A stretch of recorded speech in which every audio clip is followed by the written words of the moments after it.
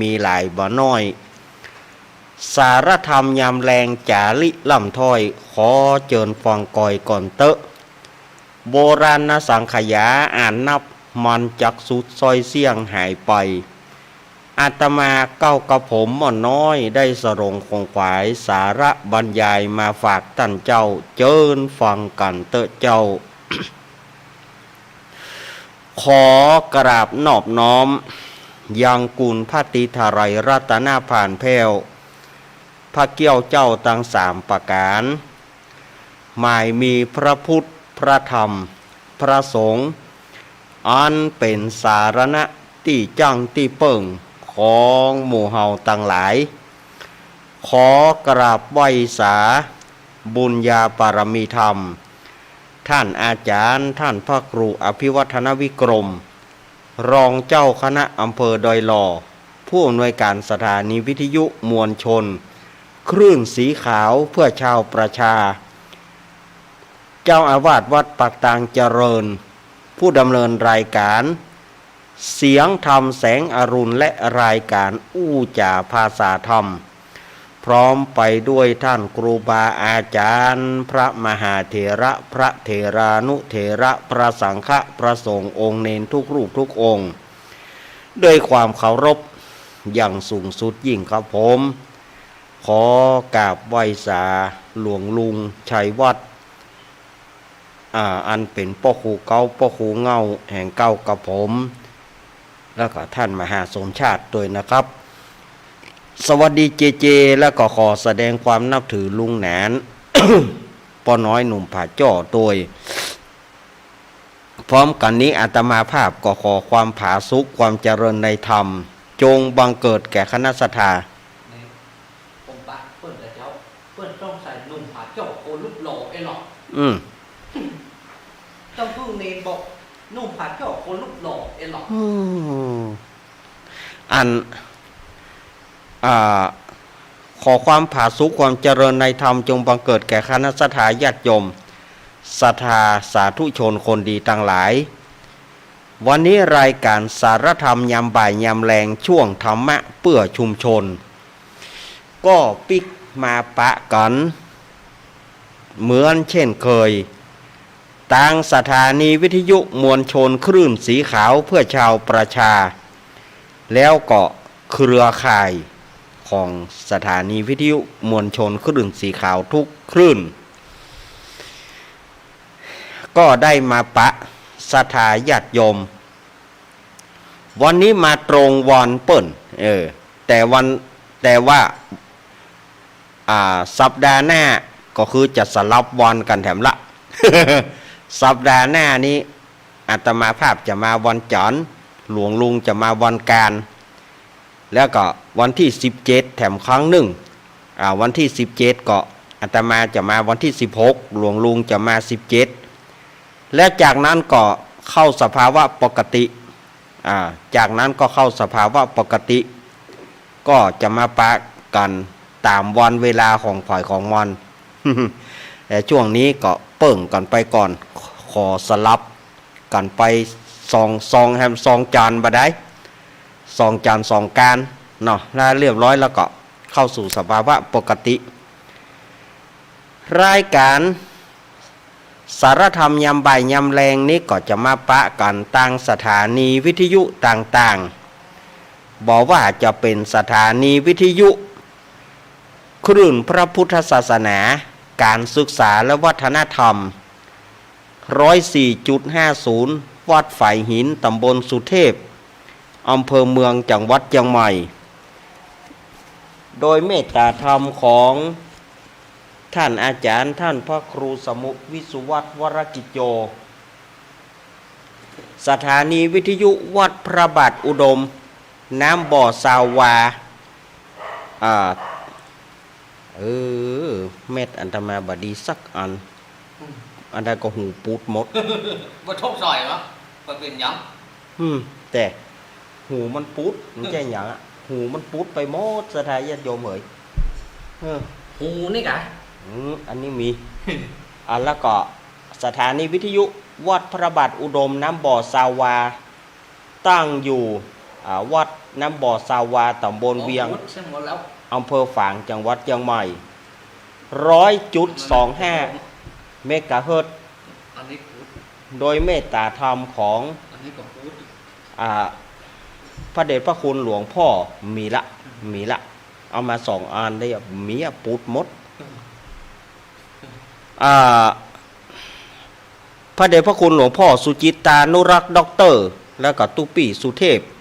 เนาะแล้วก็สถานีวิทยุมนต์เสียงธรรม 106.25 เมกะเฮิรตซ์ตั้งอยู่วัดบุพารามตำบลจ้างเคิงอำเภอแม่แจ่มจังหวัดเชียงใหม่โดยเมตตาธรรมของพระเดชพระคุณหลวงพ่อมงคลวิสิทธิ์เจ้าคณะอำเภอแม่แจ่มแล้วก็ท่านปลัดอุทัยทั้ง2 ท่าน2 อุทัยสถานีวิทยุบ้านทุ่งเรดิโอ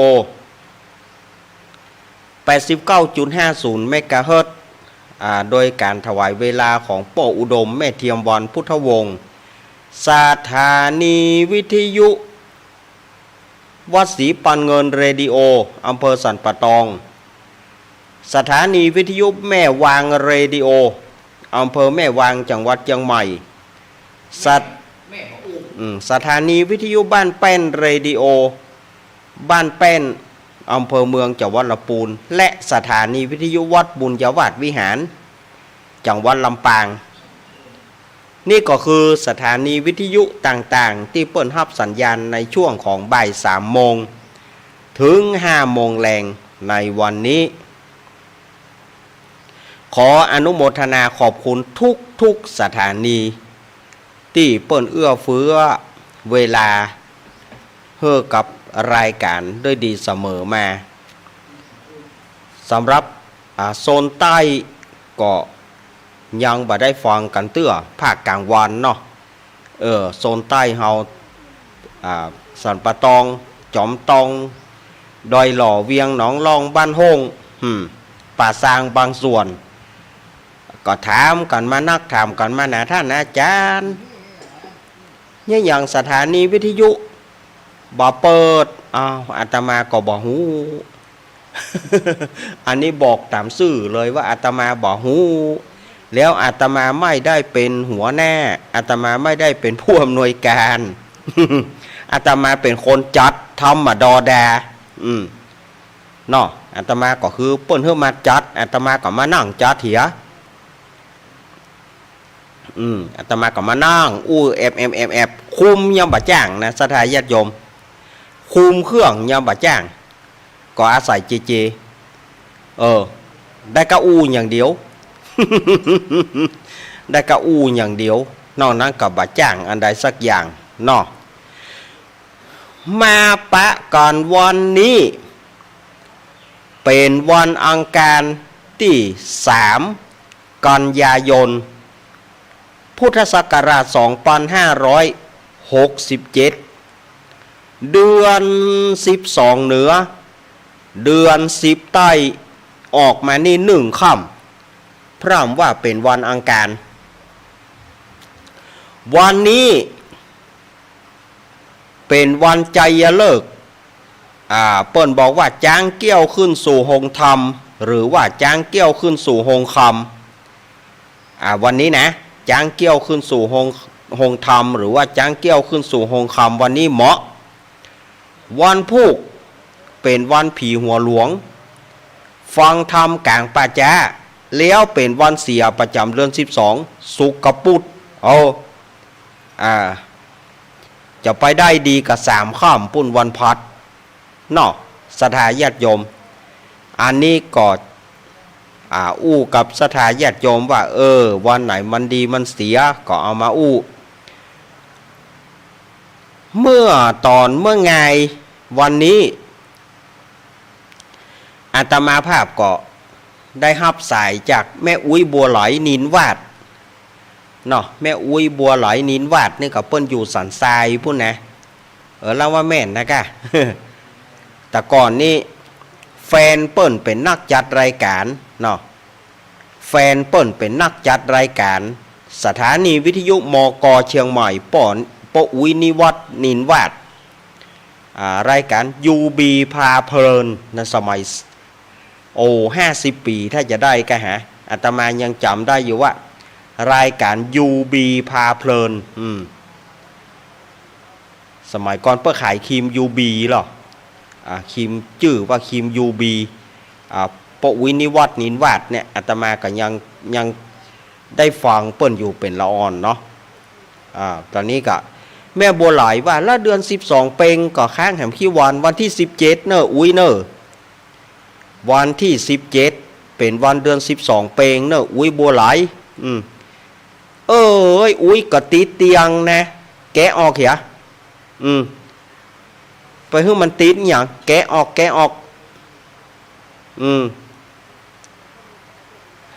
ติดเตียงไปทางใดก็บ่ได้บ่ติดแกะออกเลยมันแกะบ่ได้ก็เอาน้ำเขาหยอดแล้วก็แกะออกบ่ติดเนาะอุ้ยบัวไหลเนาะหน้าว่าเปิ้นบ่โทรหาเฮาเปว่าเปิ้นก็ฟังอยู่เฮ้ยอีแม่บ่ได้โทรนะลูกเนนเหยไปทางใดก็ยากก็ลำบากแข้งขาก็บ่อำนวยตามวัยมันแม่เหยตามวัยมันเนาะเมื่อมาปะกันแล้วอาตมาภาพก็บ่ฮื้อได้กลาดแก้วเสียเวลาอาตมาภาพก็จะได้ ประกาศข่าวสารงานบุญสักน้อยก่อนที่จะได้ยกวัดเข้าบ้านยกวัดมาบ้านการฟังธรรมวันศีลกลางพรรษาเนาะกำเดียวก็จะได้มีกิจกรรมละก็เดียวก็จะมีกิจกรรมต่างๆในเมื่อแรงวันนี้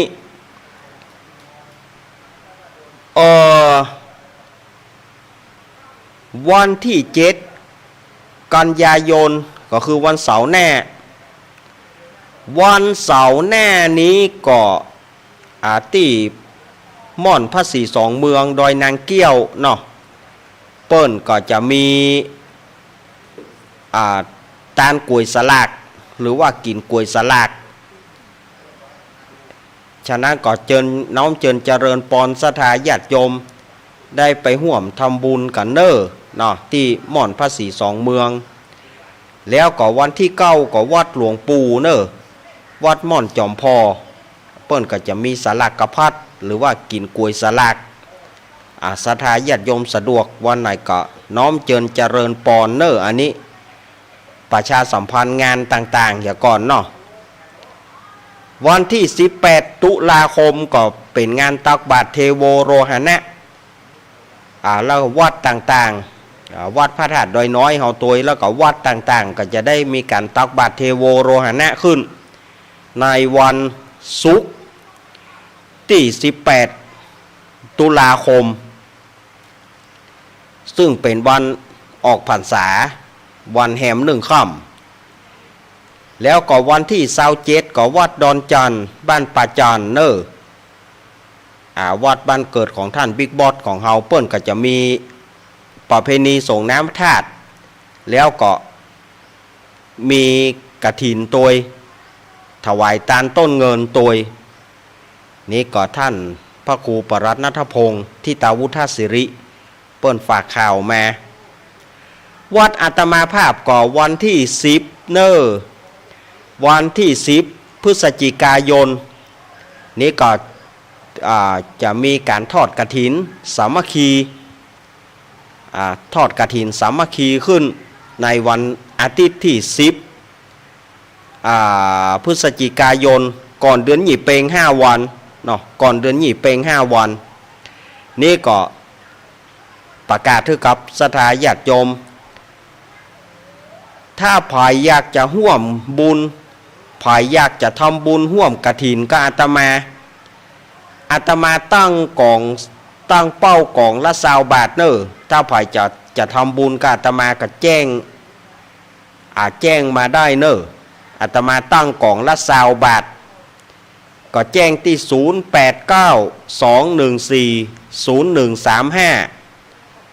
0892140135หรือว่า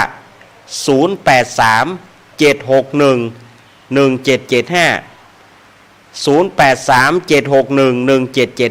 นนี้ถ้าว่าไผ่จะทำบุญกับอาตมาก็แจ้ง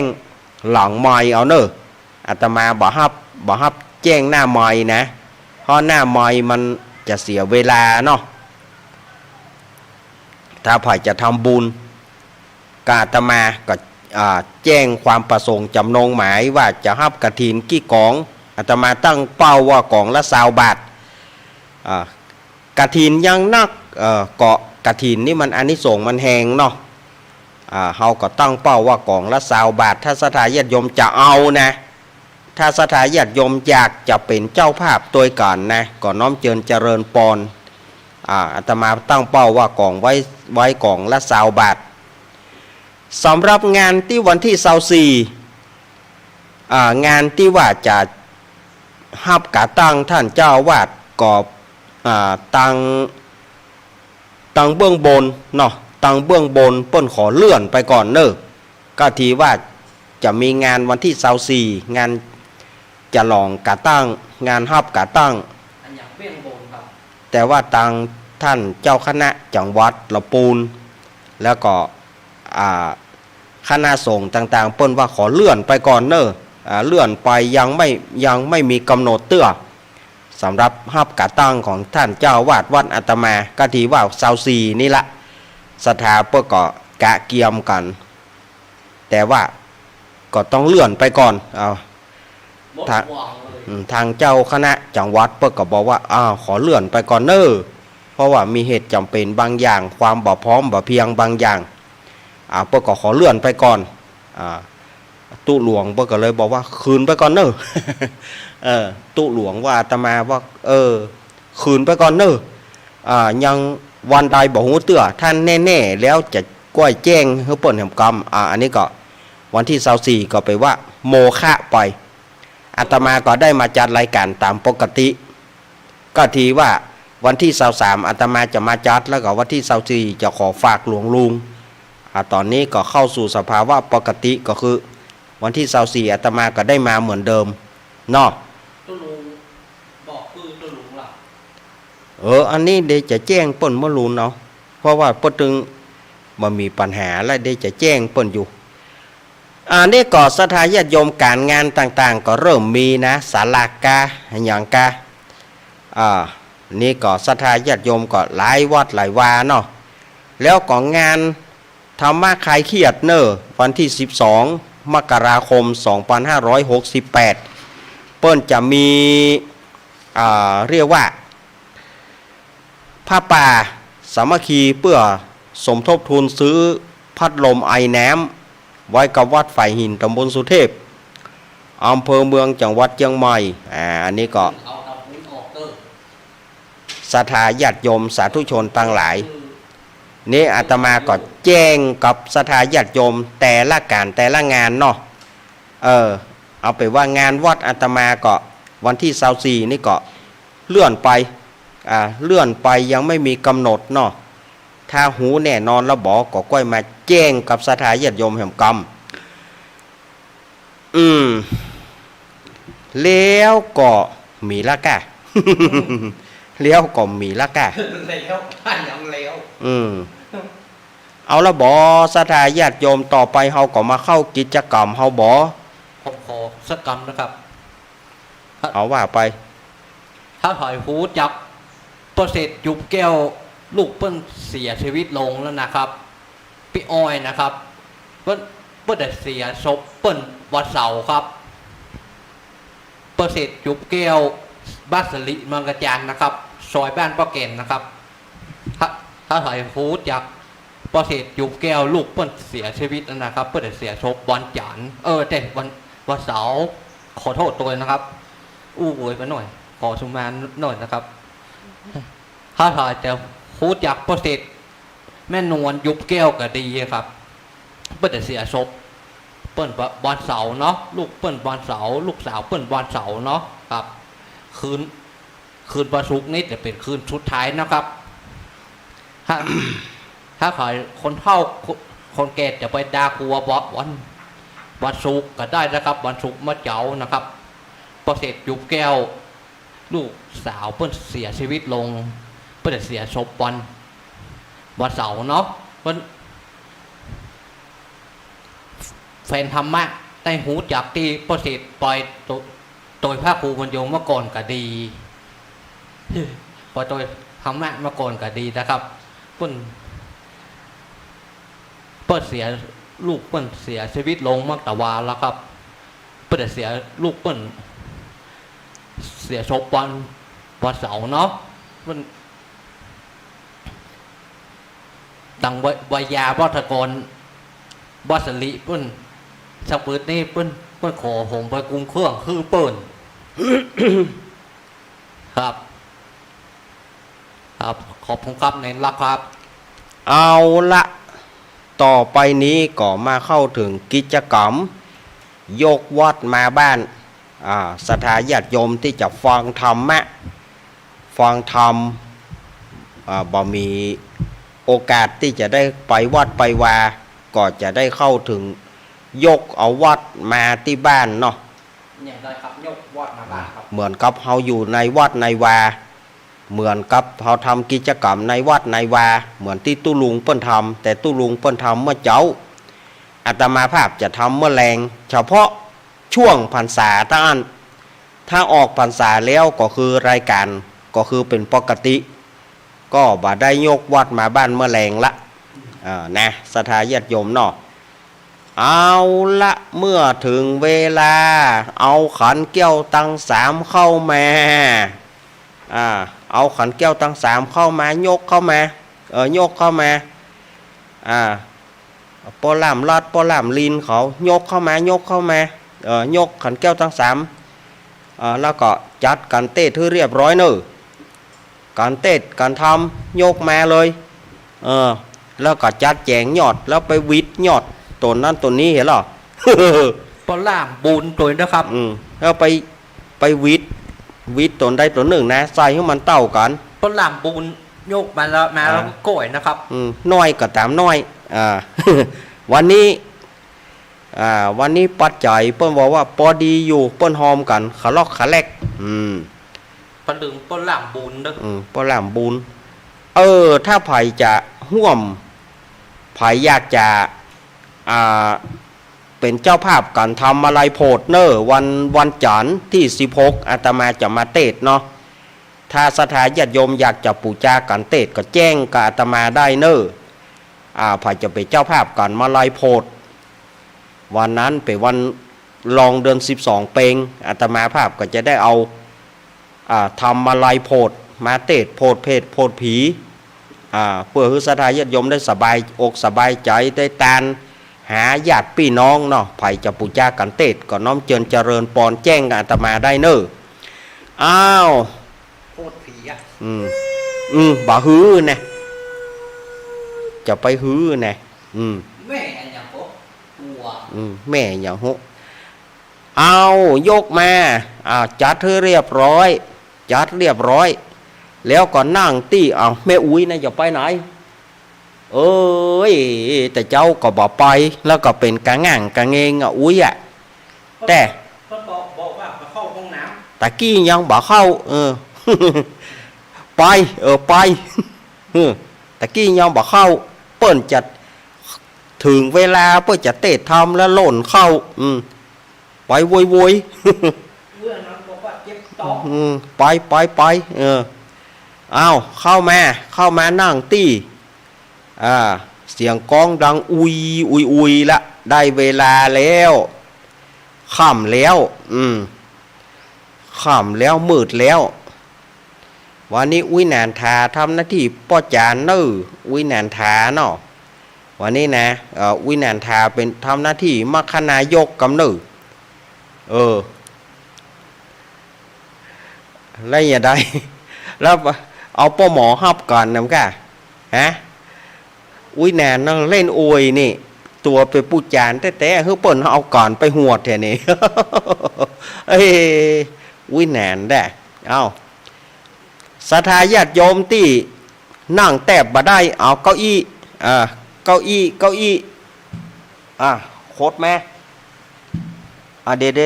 วเอา เอาเก้าอี้นั่ง ศรัทธาญาติโยมที่ขยับขยายบ่ได้นั่งยากเอานั่งเก้าอี้เนอะมันจะสูงเหลือตู้เจ้ากับอาจารย์แหวก็เปิ้นแปลงฮื้อเก้าอี้พอดีจะสูงกว่าอย่างล่ะแต่นสองนี่มันต้องสูงกว่าแล้วจะไปซีเรียสมันนะจะไปซอรี่โอดมันนะเอาเข้ามา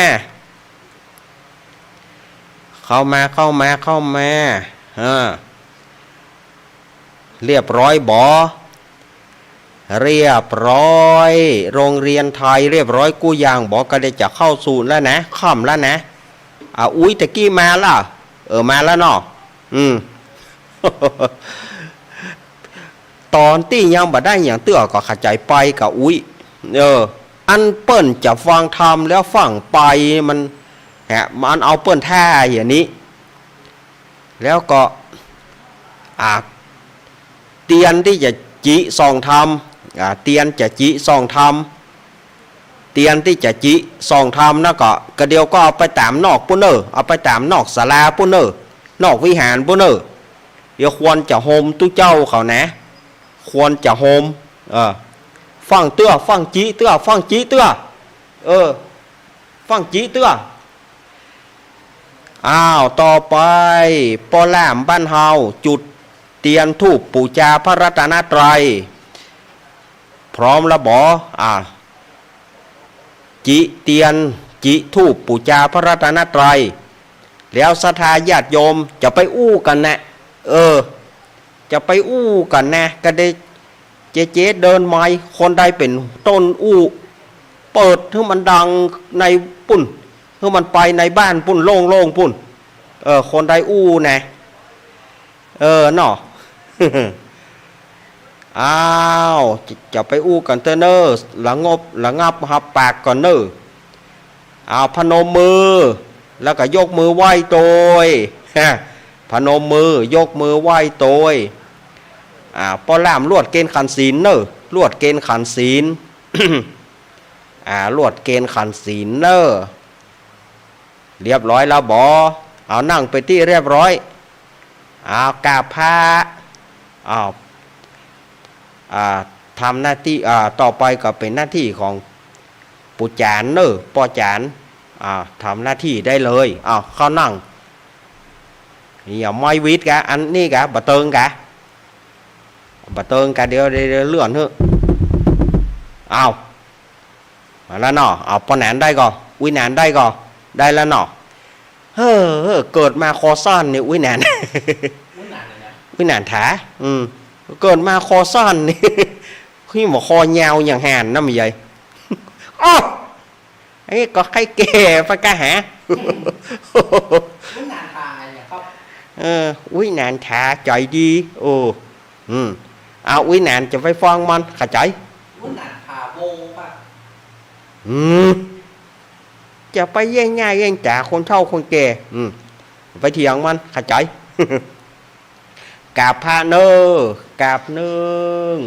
กับปฏิวุฒนาถาโวนะครับว่าไปเจอมันเจ้ากูตูปอแอปุ่นไหวพระเนออิมินาสกาเลนะปุถังปุเจมิอิมินาสกาเลนะธรรมังปุเจมิอิมินาสักการเรนะสังฆังปุเจมิอะระหังสัมมาสัมพุทโธภะคะวาพุทธังภะคะวันตังอภิวาเทมิครับสวาคาโตภะคะวะตาธัมโมธัมมังนะมัสสามิกับสุปฏิปันโนภะคะวะโตสาวกสังโฆสังฆังนะมามิกับมะยังพันเตติสารเนนะสหปัญจศีลานิยาจามะ ทุติยามปิมะยังพันเตติสาลาเนนาสหปัญจศีลานิยาจามะตาติยามปีมะยังพันเตติสารเนนาสหปัญจศีลานิยาจามะ นะโมตัสสะภะคะวะโตอะระหะโตสัมมาสัมพุทธัสสะนะโมตัสสะภะคะวะโตอะระหะโตสัมมาสัมพุทธัสสะนะโมตัสสะภะคะวะโตอะระหะโตสัมมาสัมพุทธัสสะ พุทธังสรณังคัจฉามิธัมมังสรณังคัจฉามิสังฆังสรณังคัจฉามิทุติยัมปิพุทธังสรณังคัจฉามิทุติยัมปิธัมมังสรณังคัจฉามิทุติยัมปิสังฆังสรณังคัจฉามิ ตติยัมปิพุทธังสรณังคัจฉามิตติยัมปิธัมมังสรณังคัจฉามิตติยัมปิสังฆังสรณังคัจฉามิติสรณคัมมนังนิติตังอามะพันเตปานาติปาตาเวระมณีสิกขาปะตังสมาธิยามิอะทินนาทานาเวระมณีสิกขาปะตังสมาธิยามิกาเมสุมิจฉาจารา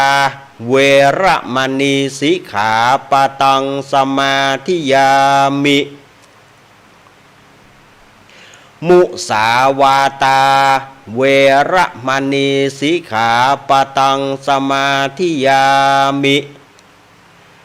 สุราเมรยะมัจจะปมาทัฏฐานาเวระมณีสิกขาปะตังสมาธิยามิ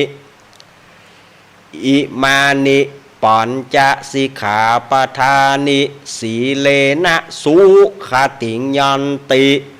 สีเลนะโภคะสัมปทาสีเลนะนิพุติงยันติตัสสมาสีลังวิโสทะเยสาธุสาธุสาธุอ้าวต่อไปเป็นการจิเตียนปุจาธรรมเอาไปจิข้างนอกโยมที่มาจากกรุงเทพนะโยมที่มาจากกรุงเทพเอากอกเตียนไผมันน่ะเอากอกเตียนไปจิตั้งนอกไป อะไรเป็นจิ เอาไปจุดข้างนอกเอาไปจิตั้งนอกเนอะเดี๋ยวควรมันจะโฮมเดี๋ยวควรมันจะโฮมขึ้นธรรมาสเนาะศรัทธาญาติโยมก็ไปเอาไปเอาไปเลยเอาไปปุ๊บอันแม่อุ้ยที่ลูกบ่ได้ก็ฝากเปิ้นไปบ่ต้องลุกบ่ต้องลุกอันดอกสะบันแงนี่ก็แต่เข้าดังงัดเนาะดอกสะบันแงนี่นะดอกสะบันแงมันโดนฝนแล้วกลิ่นมันแห้งหน่อยนะเนาะดอกสะบันแงนี่นะเอาปุ้นนอกตั้งหน้าปุ้นน่ะจะปามาจินี่จะปามาจิโฮมกันนะเดี๋ยวแกนนะทูบเนี่ยอาตมาเป็นภูมิแพ้นะว่าซื่อโดนบ่ใครได้นะ เอาไปที่ลูกยากก็ฝากหมู่หนุ่มไปเนอะที่ลูกยากก็ฝากคนที่แข็งแรงไปฝากไปเนาะ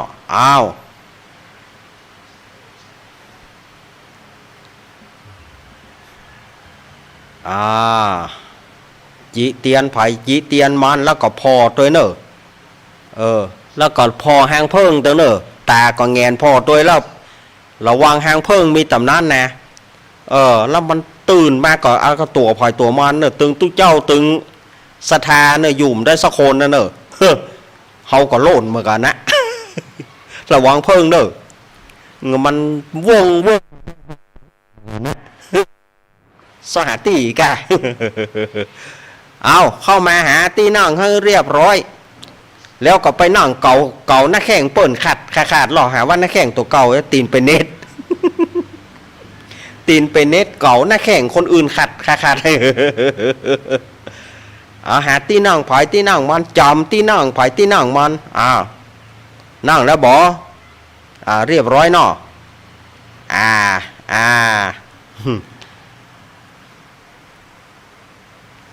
นมัสการครับผมแฟนพันธ์แท้ฟังเตื้อแฟนพันธ์แท้ฟังเตื้อ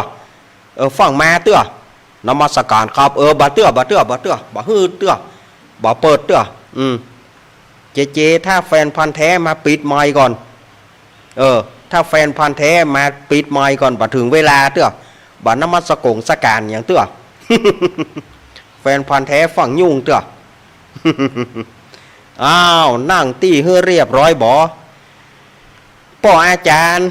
จะได้อาราธนาธรรมวันนี้อาตมาภาพจะได้นำเอาน้อมนำพระธรรมเทศนาปื้นเมืองในเรื่องโปราบ่าวน้อย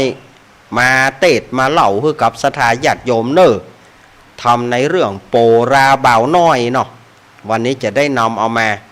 มีด้วยกันอยู่7ผูกด้วยกันเนาะทำโปราบ่าวน้อยนี่นะ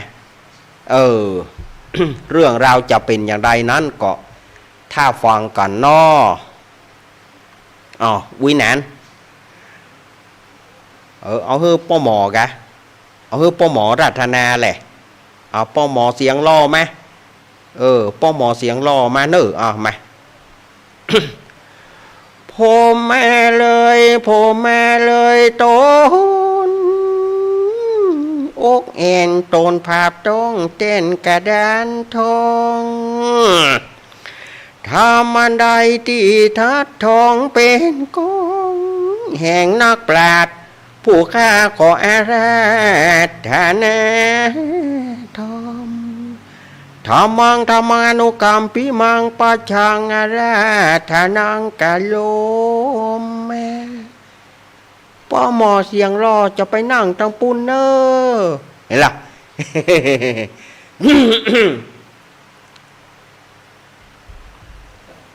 แม่สิคนที่เติมหาอีป้อ ขอบคุณอีน้อยเนอขอบคุณอีน้อยนักเนอ นะโมตัสสะภะคะวะโตอะระหะโตสัมมาสัมพุทธัสสะเอวัมเมสุตังเอกังสัมมายังภะคะวาสาวัตถิยังวิหารติเจตวันอนาถาปินทิกาสะอารามเมเอกังสมายังมีในการคาบ1 สายปางเมื่อพระเงาไทยสับปันอยู่ต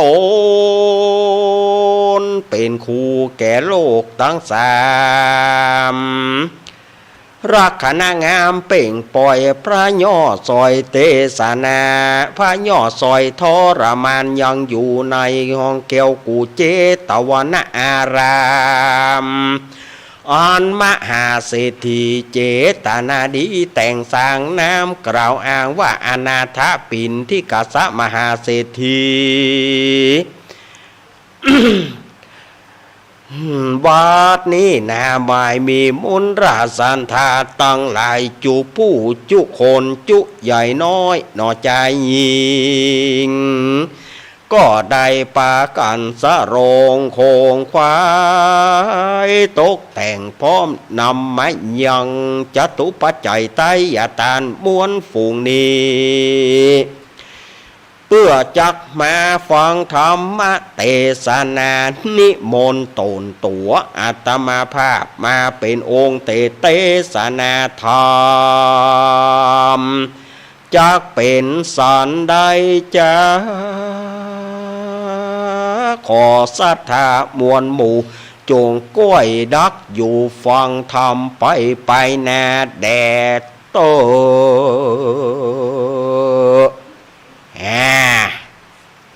เนาะ เฮาก็แซมเปิลเสียงเหี้ยหน่อย เสียงมันไข้สาบกาแฟไปหน่อย เสียงไข้สาบกาแฟไปหน่อยเนาะศรัทธาญาติโยมวันนี้ก็ขอความผาสุกความเจริญในธรรมจงบังเกิดแก่คณะศรัทธาญาติโยมศรัทธาสาธุชนคนดีเฮาที่ท่านได้มาฟังธรรมในวันนี้เป็นวันเดือนดับวันนี้เป็นวันเดือนดับเดือน11แฮม14ค่ำ วันนี้นะอาตมาภาพก็ได้ยกวัดมาบ้านสู่ศรัทธาญาติโยมได้ฟังน้ำฟังธรรมกันศรัทธาญาติโยมมานักมากปวงหลวงหลายลางพ่องก็ถือเข้าตอกดอกไม้มาบางพ่องก็ถือสังฆทานมาบางพ่องก็มาถึงก็ปนะเสาะหาฝาผนังผนังสารนังกฉามิ ผนังสารนังกฉามิก็คือเสาะหาฝาผนังไปที่จังที่เปิ่งจะอิง พ่องก็เสาะหาปางเอกพ่องก็เสาะหาเสาวิหารจะอิง เพราะว่านั่งเมินก็บ่ได้อีหรอเปิ่นไวเอามือลงก่อนแม่เอามือลงเอามือลงวันนี้อาตมาภาพจะได้นำเอาพระสัทธรรมเทศนาเรื่องโปราบ่าวน้อยวันนั้นได้อาตมาได้เอาเรื่องเต่าน้อยองคำมาเล่าก็จบไปละวันนี้จะได้เอาเรื่องโปราบ่าวน้อยมาเล่าให้ศรัทธาญาติโยมได้ฟังกันเนอะเป็นบ่าวน้อยเนี่ยครับก็เดียวก่อนโปราบ่าวน้อยนี่นะแต่ศรัทธาญาติโยมไปอู้กันนะคนได้อู้กันเฮาจะนี่ที่ต่างละคนได้อู้กันนักๆเดี๋ยวให้นี่ที่ต่างให้ลงธรรมะละคนใดไปต้นอู้เขาจะเปิดไม้ เขาจะไปคนหนังฟัง ต่อไปได้โอกาสที่จะฟังธรรมแล้วเนาะทำเรื่องโปราก็มีเรื่องเล่าอันนี้พระอานนท์เปิ้นได้อู้กับเปิ้นได้เล่าให้ตู้เจ้าต่างหลายได้ฟังกันว่าอาวุโสท่านต่างหลายธรรมผูกนี้ผมได้ยินมาจากข้าอุบแก้วของพระพุทธเจ้าเปิ้นได้เทศนาไว้แล้วเปิ้นเอามาให้ผมฟังในสมัยนั้นองค์สมเด็จพระสัมมาสัมพุทธเจ้าของเฮาเปิ้นได้ประทับอยู่ที่พระเชตวันมหาวิหารในกรุงสาวัตถีในยามนั้นภิกษุตั้งหลายหรือว่าตู้เจ้าตั้งหลายก็มาโจตนาซึ่งก่อนไปมาตู้เจ้าตั้งหลายก็มาอู้มาจ่าก่อนเพื่อจะเป็นเหตุให้พระพุทธเจ้าได้เทศนาเปิ้นก็ได้เล่ามาว่าอาวุโสท่านตั้งหลายพระพุทธเจ้าของเฮานี่นะเปิ้นมีกุลอเนกอนันต์เปิ้นเป็นครูแห่งโลกทั้งสามบอกว่าไผก็มาไหว้พระพุทธเจ้ามนุษย์ก็ดีเทวดาก็ดีเปิ้นมาไหว้พระพุทธเจ้าแต่ว่านางจิมจะมานวิกานางจิมจะมานวิกาเนี่ยหยังบ่นบบ่ไหว้พระพุทธเจ้าไปบ่ปอใส่โตดพระพุทธเจ้าว่าทำให้ตัวมันตองที่แต่เอาผ้ามามัดกับตอง บาปบาแปะบุญทำให้มันตกทำให้มันถูกแผ่นดินสรุปทำให้มันถูกแผ่นดินสรุปเมื่อแผ่นดินสรุปแล้วมันก็ตกในนรกอเวจีปุ้นบ่ฮู้จักจะปุกเพราะเหตุอย่างแหพระพุทธเจ้าเฮานี่มีมารผจญนักแต่บอกว่าพระเทวทัตก็ดีนางจิมจามานวิกาก็ดีนี่นะตู้เจ้าตั้งหลายก็อู้กันเมื่อตู้เจ้าตั้งหลายอู้กันพระพุทธเจ้าเปิ้นประทับอยู่แต่บนพระคันธกุติเปิ้นได้ยินแล้วเปิ้นก็ว่าโอ้สมควรแล้วลืมเดี๋ยวนี้จะได้ถึงเวลาแล้วเสียงก้องก็ดังอุ้ยเหมือนก้องก็เหมือนก้องลุนะอุ้ยเสียงมันเหมือนก้องลุนะแต่ก้องมกมันแตกอะเสียงก้องมกมันแตกอะเสียงมันบ่ม่วนแต่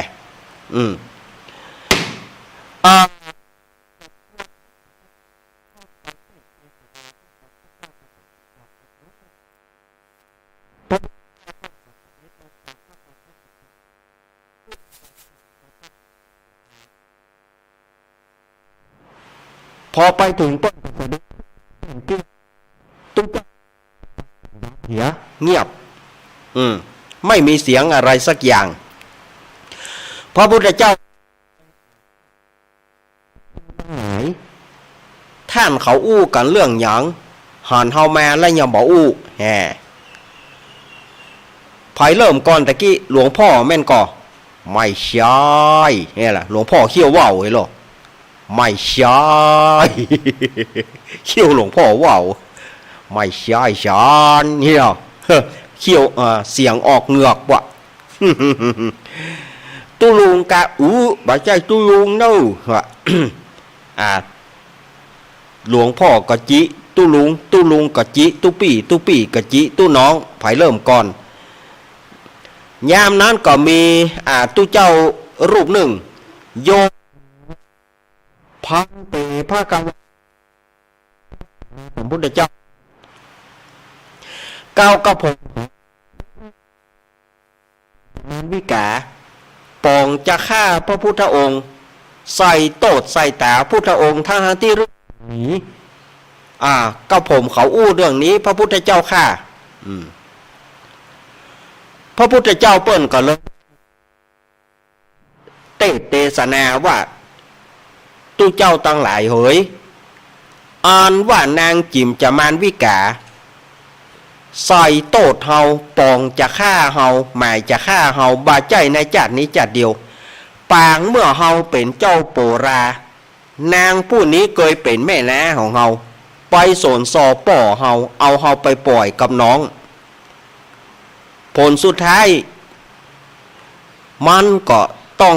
ลงอบายด้วยบาปกรรมอันหายนัก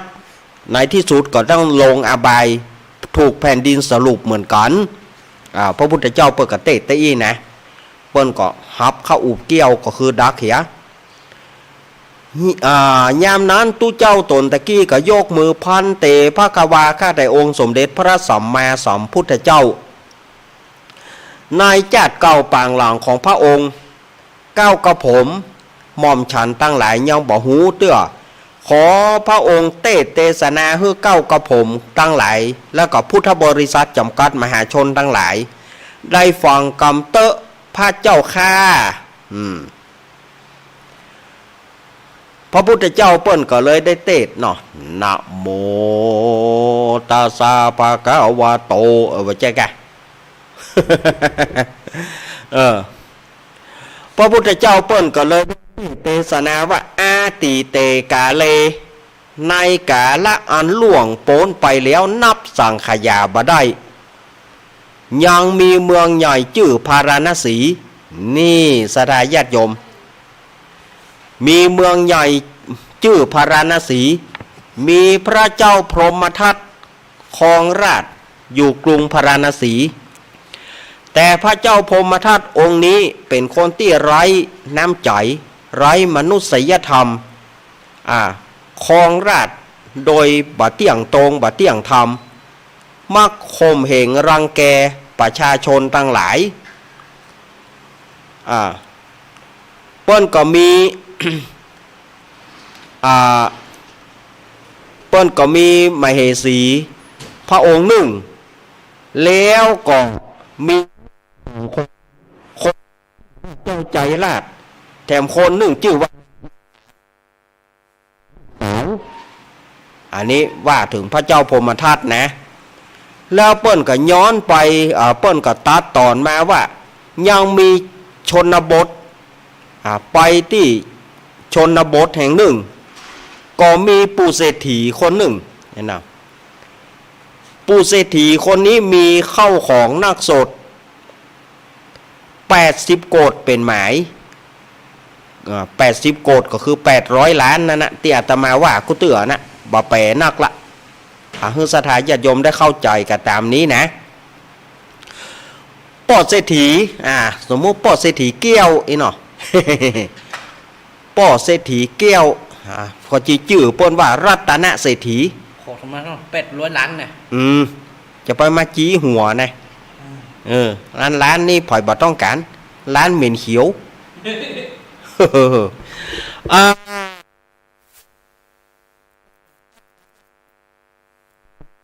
ชื่อว่าป้อเศรษฐีแก้วป้อเศรษฐีแก้วนี่ก็มีเมีย2 คนคนแรกชื่อว่านางคำผง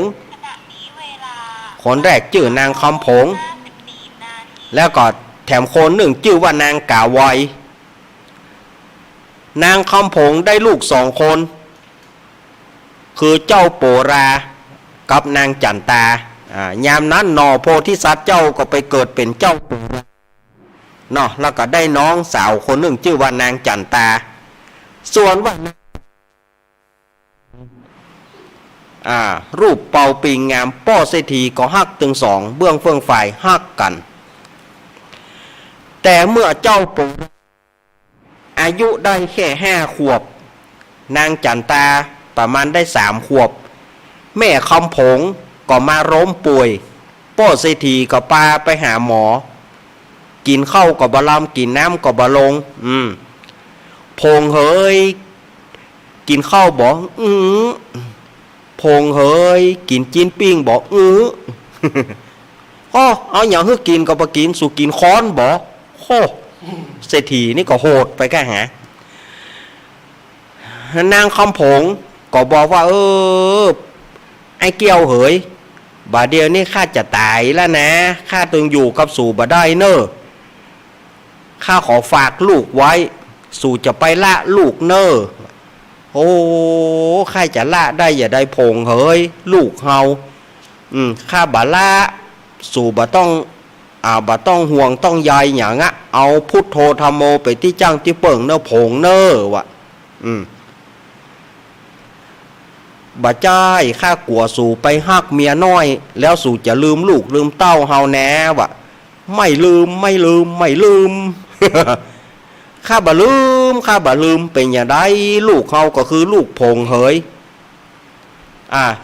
สู่ไปดีเตอพงเหยวะแต่งให้หรอถ้าสู่ตายไปข้าจะบวชที่สู่7 วัน 7 คืนข้าจะบวชที่สู่ผงบ่ท่าห่วงเนอเอาพุทโธธรรมโมไปที่จังที่เปิ่งเนอผงเนอพุทโธธรรมโมสังโฆไปที่จังที่เปิ่งเนอผงเนอวะนางคำผงก็ข้าก็ยังห่วงอะไรลูกนะโปราเฮ้ยจันตาเฮ้ยแม่ตายแล้วจะไปดื้อเนอลูกเนอจะไปลืงเนอป่อจะบ่ฮักนะวะเจ้าโปราก็นางจันตาก็ให้แม่เฮ้ยเนาะในที่สุดก็นางคำผงก็ได้ล่วงลับดับขันไปมาถึงที่นี่ก็เวลามันก็หมดช่วงแรกเนาะตอนปะเลอะปะเตอเนาะเวลาหมดช่วงแรกก่อนกะเดียวเฮาก็มาเล่ากันช่วงที่2เพราะว่าจะเล่าต่อไปเวลามันบ่ฮื้อละ ศรัทธาญาติโยมจะไปฟังไปไหนเถอะเอาศรัทธาอาตมาจะอนุญาตให้ศรัทธาญาติโยม ไปเข้าห้องน้ำห้องท่าก่อนสะพองก็บิดงดบิดงัดสะพองก็ต้องลั่นโอดเจ็บท้องเนาะในท้องลั่นโอด เอาไปอนุญาตปล่อยแถวป๊อกแล้วไปย่ำใส่ตีนกันเนอะแล้วไปย่ำใส่ตีนกันฮักเนอะเอาไปออกไปอาตมาพักช่วงแรกกันเนอะเจริญปอน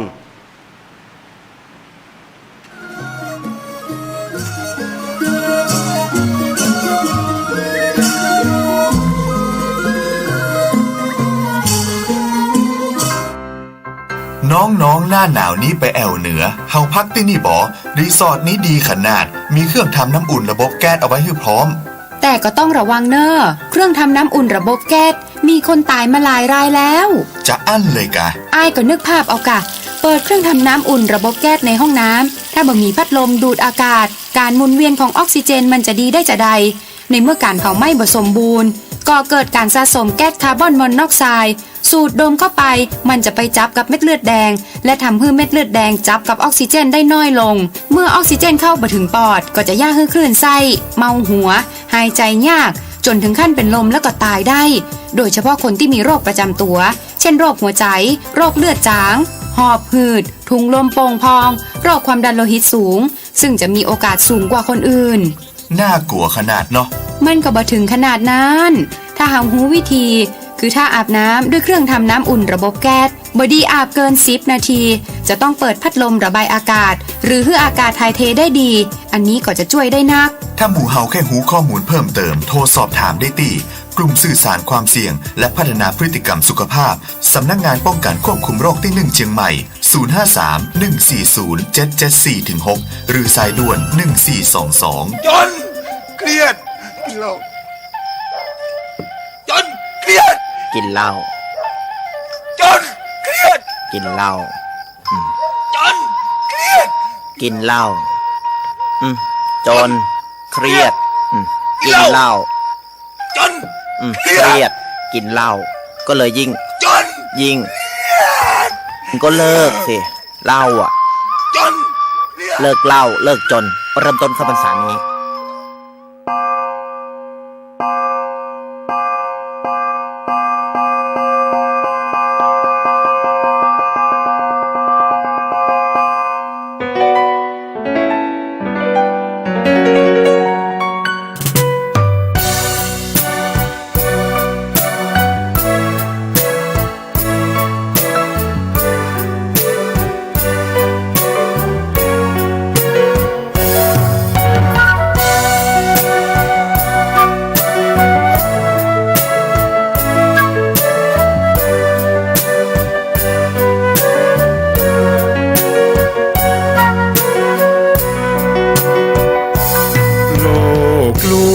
ชวนให้คิดอนิจจังทุกสิ่งไม่ยั่งยืนจีรังย่อมผุพังตามกาลเวลาจะฝืนให้ยั่งยืนจนสิ้นโลกาอย่าได้หวังดังปรารถนาองค์พระพุทธาท่านตรัสสอนไว้เกิดแล้วคงไม่แคล้วต้องชราแก่อาคราวแก่สมปัญญาทั่วภารามีโถมไปเจ็บทุกข์ย่อมเวียนวนมีพ้นใครๆสัตว์โลกล้วนรู้แน่แก่ใจเกิดแก่เจ็บตายหลีกไปไม่พ้นใครหลงคิดหลงติดอัตตาว่าใจแจ้งกมลแม้นใครปลงได้คงสุขล้นชีวิตมีมองมนเกิดมาเป็นคนสมบูรณ์ดับหายเพียงร่างกายไว้ชีวาแต่กุศลผลกรรมทำมาย่อมแปลงค่ากลายเป็นทุน ส่งผลให้ทุกคนเวียนวนไม่สูญสุขและทุกข์เป็นไปตามทุนที่พวกคุณได้ก่อทำมา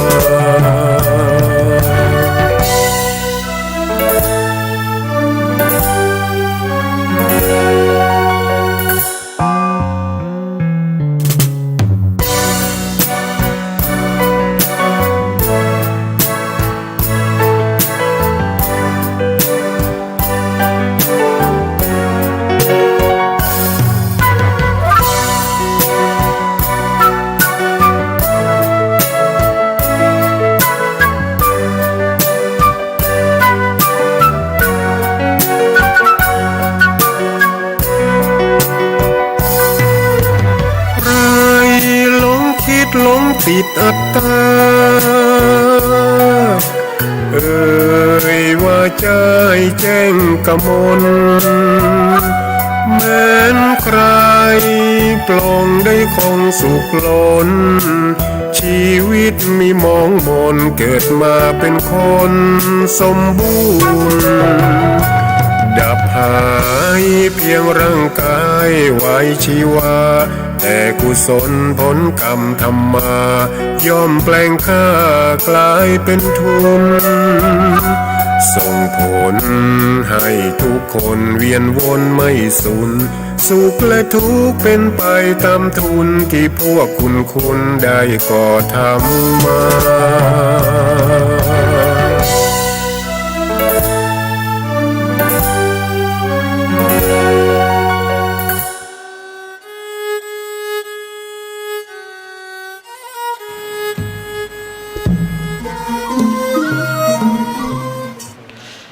เอาละ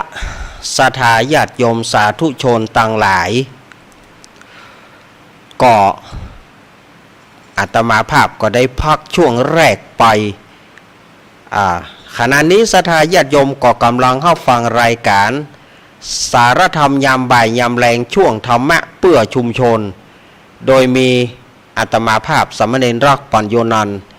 ได้มาอู้มาจ่าสู่ศรัทธาญาติโยมกำลังเล่าทำไปม่วนๆเนาะวันนี้เอาทำเรื่องโปราเบาน้อยมาเล่าให้ศรัทธาญาติโยมได้ฟังกันก็เพื่อบ่ให้เป็นการเสียเวลาอาตมาภาพก็จะได้เล่าทำต่อไปเนอะพอนางคำผงตายไปศรัทธาญาติโยมเจ้าโปราก็ให้นางจันตาก็ให้ปู่เศรษฐีก็ให้หรอพงเฮ้ยไปดีเนอะพงเฮ้ยวะไปสู่สวรรค์จันฟ้าไปสู่ที่ชอบเตอะอาตมาก็ให้ถามเหมือนกันนะเนาะเวลาที่อันหยังเวลาคนจะตายไปสู่ที่ชอบมันแปลว่าอันหยังเนาะไปสู่ไปหน้าน่าจะถูกนะไปสู่สวรรค์จันฟ้าอีกก็น่าจะได้นะเนาะไปสู่ที่ชอบนี่เฮาก็บอกว่าเขาอย่างไปสู่ที่ชอบ เฮาก็โหกับเขาเนาะก็ปู่เศรษฐีก็จัดงานศพสวดอภิธรรมนิมนต์ตู้เจ้าวัดหลายวานิมนต์มาสวดอภิธรรมจากบางสกุลต่างๆถึงเวลาก็ทรงสักการต้านข้าเผาแม่คำผงไปปู่เศรษฐีก็บวชได้ลูกบวชได้7 วัน 7 คืน แล้วก็ซีกออกมาก็เลี้ยงดูปู่เสือลูกเนาะเพราะว่าลูกมี3 คนก็อย่างที่ว่านะศรัทธาญาติโยมลิ้นบ่มีกระดูกลิ้นบ่มีกระดูกคนเฮากำอู้ต้องอยู่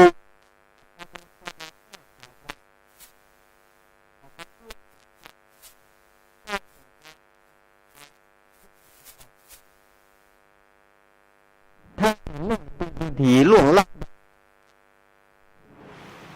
เข้าของ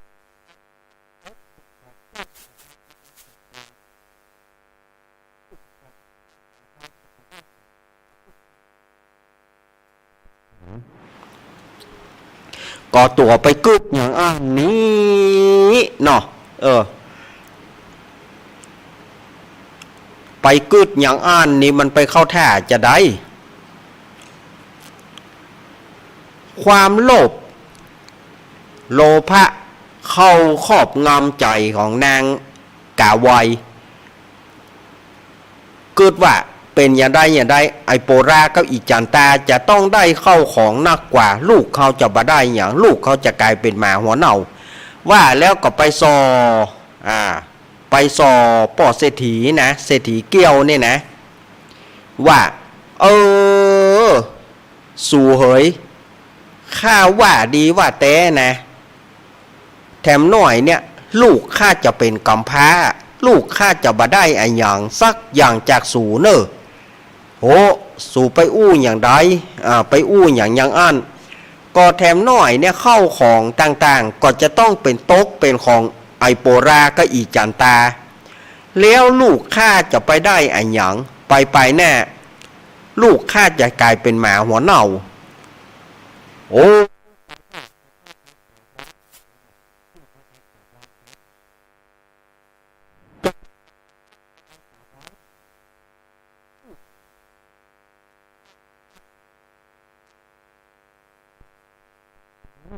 หรือว่าลูกกับคำผง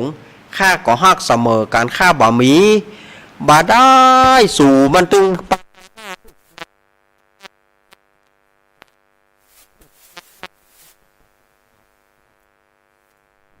แล้วจะเฮ้อข้าแย่อย่างใดสู่ต้องเอาไอโปราอีจันตา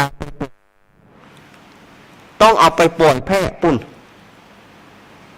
สู่ต้องเอาไอโปราก็อีจันตาไปปล่อยเนอะถ้าสู่บ่เอาไปข้าจะหนี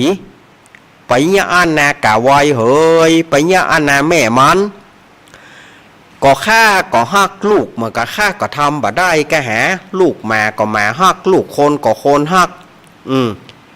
ข้าเนี่ยบ่ได้ถ้าสู่เนี่ยบ่ได้ข้าก็จะเก็บเสื้อผ้า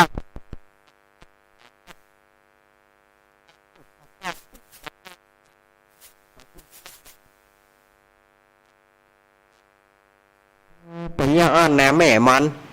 เอาเพื่อเป็นความสุขความสบายใจของแม่มันข้าจะเอาไอโปราก็อีจันตาไปปล่อยเนี่ยเฮาว่าแล้ว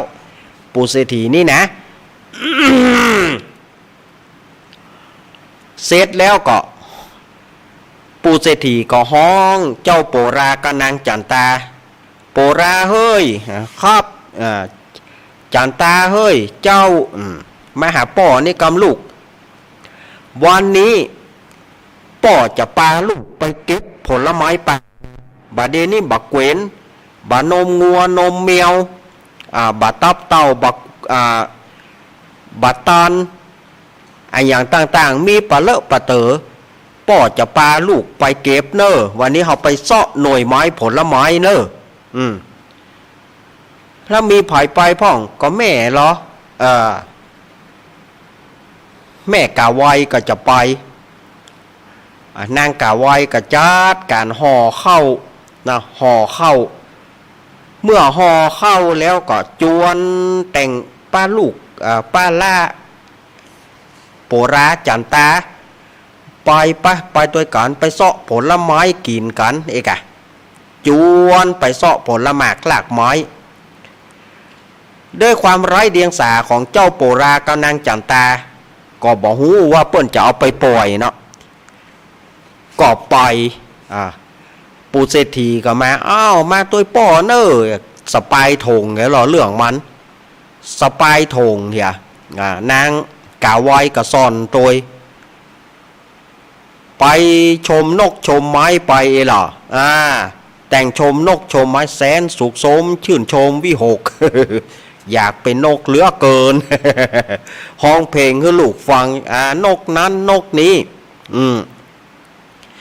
นกงูมนกเกานกเป้าหลวงไหลขึ้นบนยังไงกินผลบะมุนไปเลยพอสมัยนั้นเอาศาสตร์ไปตัวเอาศาสตร์ปู่ศาสตร์แล้วก็ โปรากับจันตาลูกอยู่นี่เนอะป่อกับแม่จะไปเก็บบักเวนปุ่นละกว่ามันสุกนะบักเวนกำลังสุก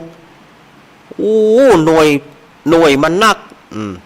เจ้าโปราก็บอกว่าขอลูกไปตัวโคนได้ก่อป่อลูกไปบัดมันเป็นปะบักเวนปุ้นมันหวานลูกกระเดียวปะ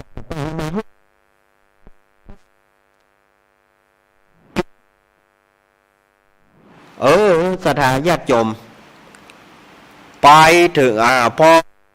ลักแม่มันปะ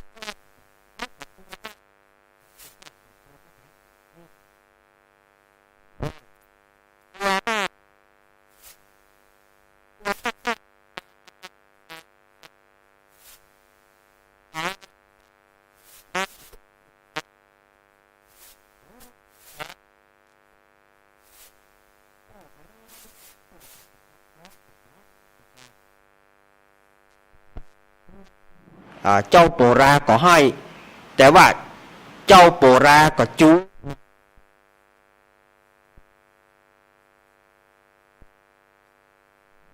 เดี๋ยวป่อก็มาละให้ปากันให้ระวังเนอเสือจะมาคบหัวนะจะไปให้เนอเมียวโพงนักนะมันจะมากินน้ำตาน้องนะต่างคนก็ต่างให้ยามนั้นก็แปลว่าหมาก้งยังมีหมาก้ง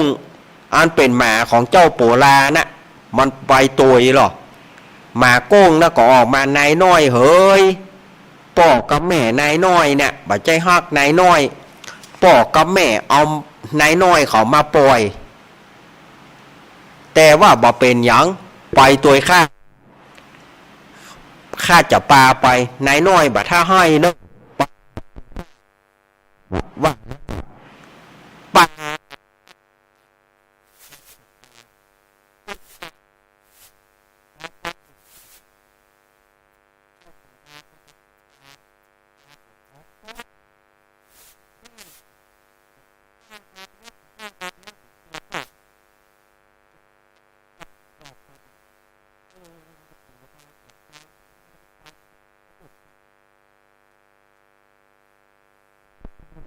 กัจฉามิธัมมังสารนังกัจฉามิสังฆังสารนังกัจฉามิ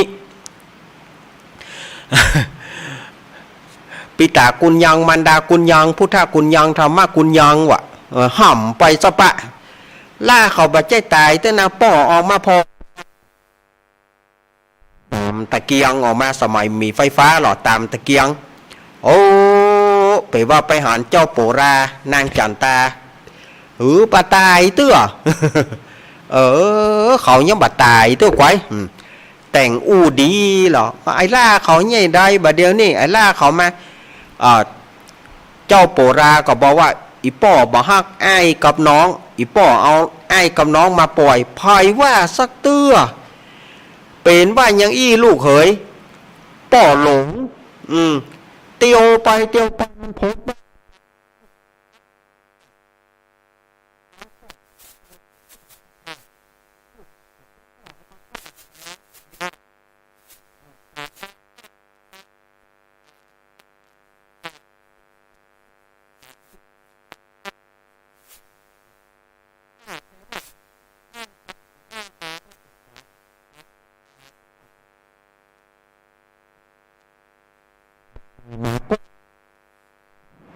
อีล่าเขาไปได้ปิกมาแปลว่าหมาโก้งนี่มีกูลกับลูกเขาหน่อวะแต่ก็แปลว่าหมากี้ตัวดงหมาโก้งตัวดีนี่บเป็นนอนบอนไส้บอกูเอาลูกกูไปปล่อยน่ะเอามากำเดียวตัวมึงว่าแล้วก็แต่งปู่สลีเอาลูกทั้งสองรับเห็นเนอลูกเนอรับเหียรับเห็นเนอลูกเนอวะเมื่อเจ้าปู่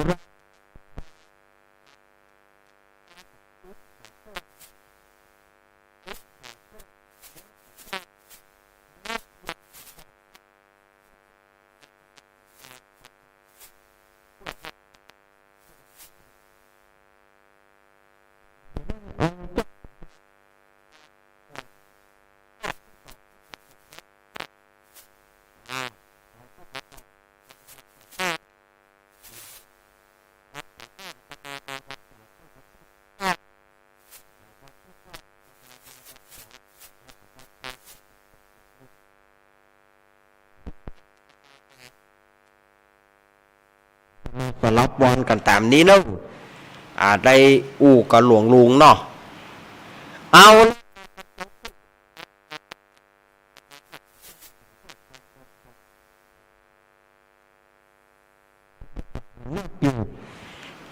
เมื่อทำมันจบก็ศรัทธาญาติโยมก้อยอดท่าดาฟังกันในผูกหน้าเนอะนิติตังกิยาสังวนานาวิเศษจาห้องเหตุธรรมเตเตสนาโปราบ่าวน้อยผูกตนก็บังคมสมเรศสาเดชสาธุสาธุสาธุเอาละทำมันก็มาจบผูกตนโปราบ่าวน้อยเนาะฟังไปเรื่อยต่อไปจะได้สู่มาเกี่ยวตั้งสามเนาะต่อไปจะได้โอกาสสู่มาเกี่ยวตั้งสามเพื่อบ่ฮือศรัทธาญาติโยมได้เป็นบาปเป็นกรรมมันได้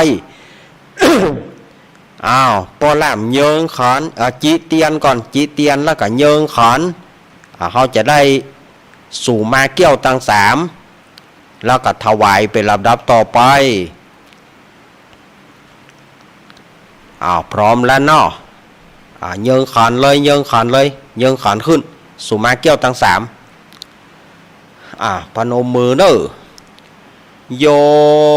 สันนิสิโนวราโพธิมูเลมารังสาเสนังมหันติงวิจโยสัมโพธิมากันจิงวาอนันตัญญารโนโยตังปนามามิธรรมังตั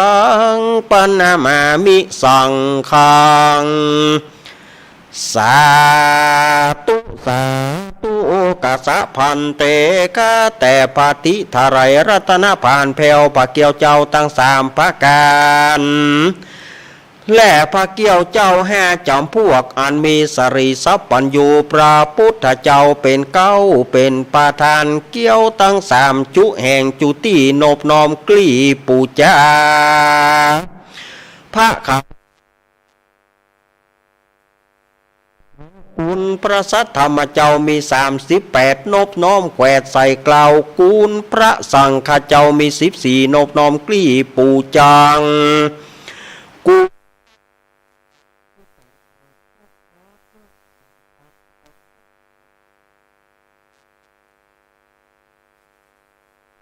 มหาโพธิ์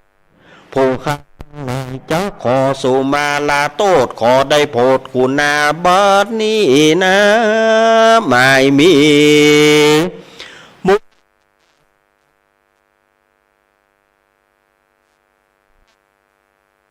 ตา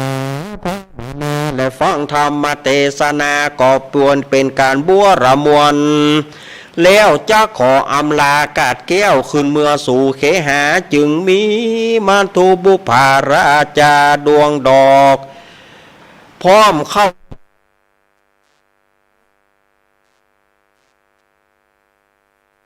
หัวตีผู้ขาพายโปโตสาส่วนตุติยาวิภาคโกธากอันทวนสอผู้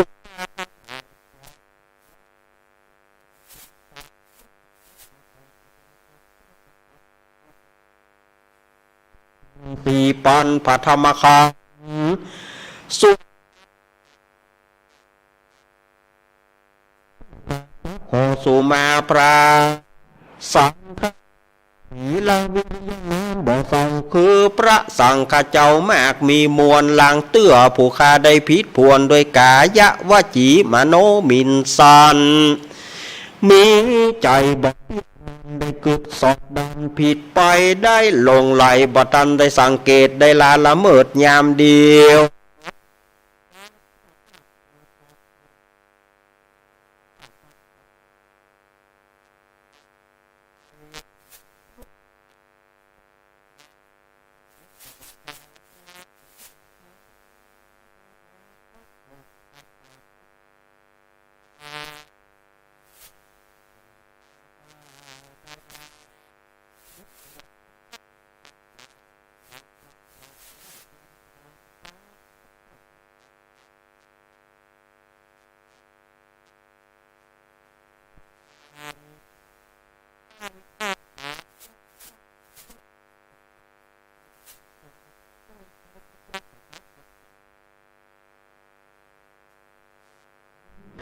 ภาคกลางนึก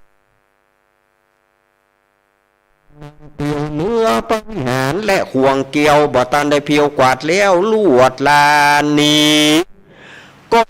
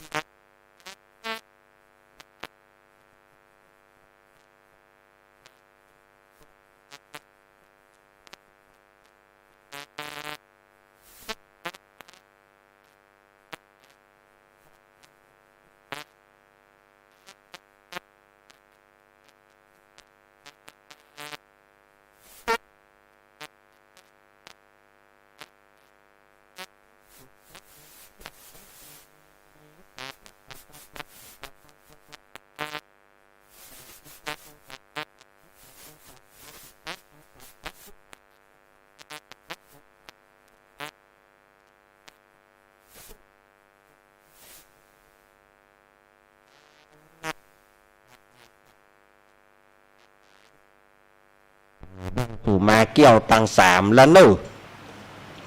เตื่อได้กินก่อนตานลุนบ่ได้บิดปอนเป็นปุ่นเป็นส่วนตีนมือด่วนยุบเอากลัวมันจะบดีเพื่อก็มีการสู่มาเกี่ยวตังสามเหี่ยก่อนเนาะต่อไปจะเป็นการถวาย เป็นการถวายเนอะศรัทธาญาติโยมถวายการเทศน์การธรรมเนาะนะโมพร้อมกันเนอะนะโมตัสสะภะคะวะโตอะระหะโตสัมมาสัมพุทธัสสะ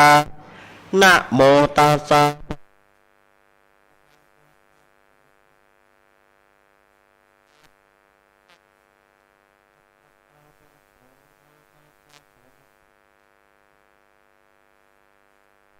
มานิ มะยังพันเตกัปปิยพันดานิสาปริวารานิภิกขุสังฆสะโอโนชยามะสาธุโนพันเตภิกขุสังโฆอิมานิกัปปิยพันดานิสาปริวารานิปฏิกันหาตุอัมหากังทีฆารตังหิตายะสุขายะข้าแต่พระสงฆ์ผู้เจริญข้าพระเจ้าทั้งหลายขอน้อมถวายกัปปิยพันธ์กับทั้งบริวารทั้งหลายเหล่านี้แด่พระสงฆ์ขอพระสงฆ์จงรับกัปปิยพันธ์กับทั้งบริวารทั้งหลายเหล่านี้ ของข้าพระเจ้าทั้งหลายเพื่อประโยชน์และความสุขแก่ข้าพระเจ้าทั้งหลายสิ้นกาลนานเทินสาธุเอาละการถวายการเทศน์ในวันนี้เอาเนอศรัทธาญาติโยมทั้งหลายฟังไปหน่อยเตื้อกิจกรรมเฮาบัดแล้วเตื้อ กิจกรรมเฮาบัดแล้วเตื้อต่อไปก็เอาพี่น้องบ้านเฮาก่อนพี่น้องบ้านเฮามาเกณฑ์เนอประเกณฑ์เอาละพี่น้องบ้านเฮามาประเกณฑ์กันเนอมาเลยบัดเสียงกับตามลุ่มบัดเสียงตามลุ่มศรัทธาญาติโยมที่มาบัดได้ยกมือฉายไฟมาเนอะที่มาบัดได้ยกมือฉายไฟเดี๋ยวให้เจ้าหน้าที่ไปฮับเอาเตือว่า มายากเนาะการต้มก้อมมายากมายากก็ยกมือฉายไฟมา บางคนก็ถามว่ายกมือฉายไฟอย่าได้ท่านอาจารย์ญาติโยมก็พ่อนางก็พ่อนางขายาก็เปิ้นบอกว่ายกมือฉายไฟเขายกมือกับส่องไฟฉายส่องไฟฉายมาเจ้าหน้าที่เปิ้นจะพอปุ๊บเราเปิ้นจะเอายาไปฮื้ออย่างกะศรัทธาญาติโยมมาอยากก็ยกมือฉายไฟมาเจ้าหน้าที่เปิ้นจะไปเอามาเลยศรัทธาบ้านเฮาปะเคนกันเนอปะเคนละสถานีวิทยุต่างๆต่อไปก็เป็นการตัวแทนของสถานีวิทยุต่างๆเนอ104.50 เมกะเฮิรตซ์มารายการธรรมะคลายเครียดพี่พิสมัยลุงนุยแม่บุญแม่พรป่าเศร้ายายพรร้องงัวแดงแล้วก็แม่กรกมลไอ้บุญทรงไอ้สมนึกไอ้พงป่าซางไอ้เอกพะเยาดูไล่ห้องมาหมด เอามาเลยปดโทระวังเนอระวังปอกกระเด็กเนอระวังกลวยมันจะคว่ำเนอกลวยมันจะคว่ำนะมันจะปอกเด็กนะมันนักแต่นักเอาลงลุ่มบ่เอาตำลุ่มเนาะมันนักก็ตำลุ่มนะยายพรมาลูกก็ยายพรถ้ามาบ่ลูกยายพรมาบ่ลูกก็ไอ้พงไปเอายกมือฉายไฟมายกมือฉายไฟมาเอาละเนอ บัดถ้าลูกกันจะโจรกันจะเจ็บโจรจะเจ็บโจรกันแล้วก็มันไม่ใช่เต้าคนเดียวนะมันลงกับไปแปรบัดต้องลูกกันเจ้าหน้าที่เขาพอตัวเจ้าหน้าที่พอตัวมันนักหนาป้านก็เดียวมาโซนก็เดียวมาตกโบตกบ้าก็เจ็บหาหอมหาหูมได้เขาตือว่าไปเลยเนอะเนาะ100.25 เมกะเฮิรตซ์อำเภอฝาง100.25 มา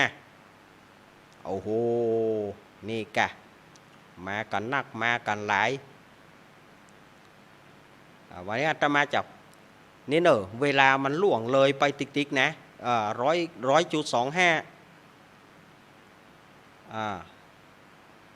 106.25 มาเลย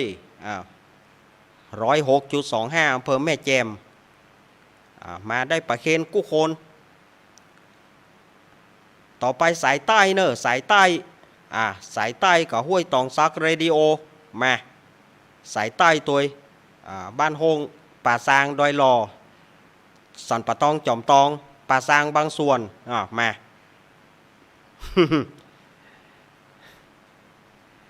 เอามาประเคนกันที่ไหนแถมบ้านทุ่งเรดิโอบ้านทุ่งเรดิโอป่ออุดมและกับทีมงานมาโอ้โหสถานีวิทยุสีปอนเงินมาแม่วางเรดิโอมาบ้านแป้นเรดิโอวัดบุญญาวาสวิหารมาเลยวันนี้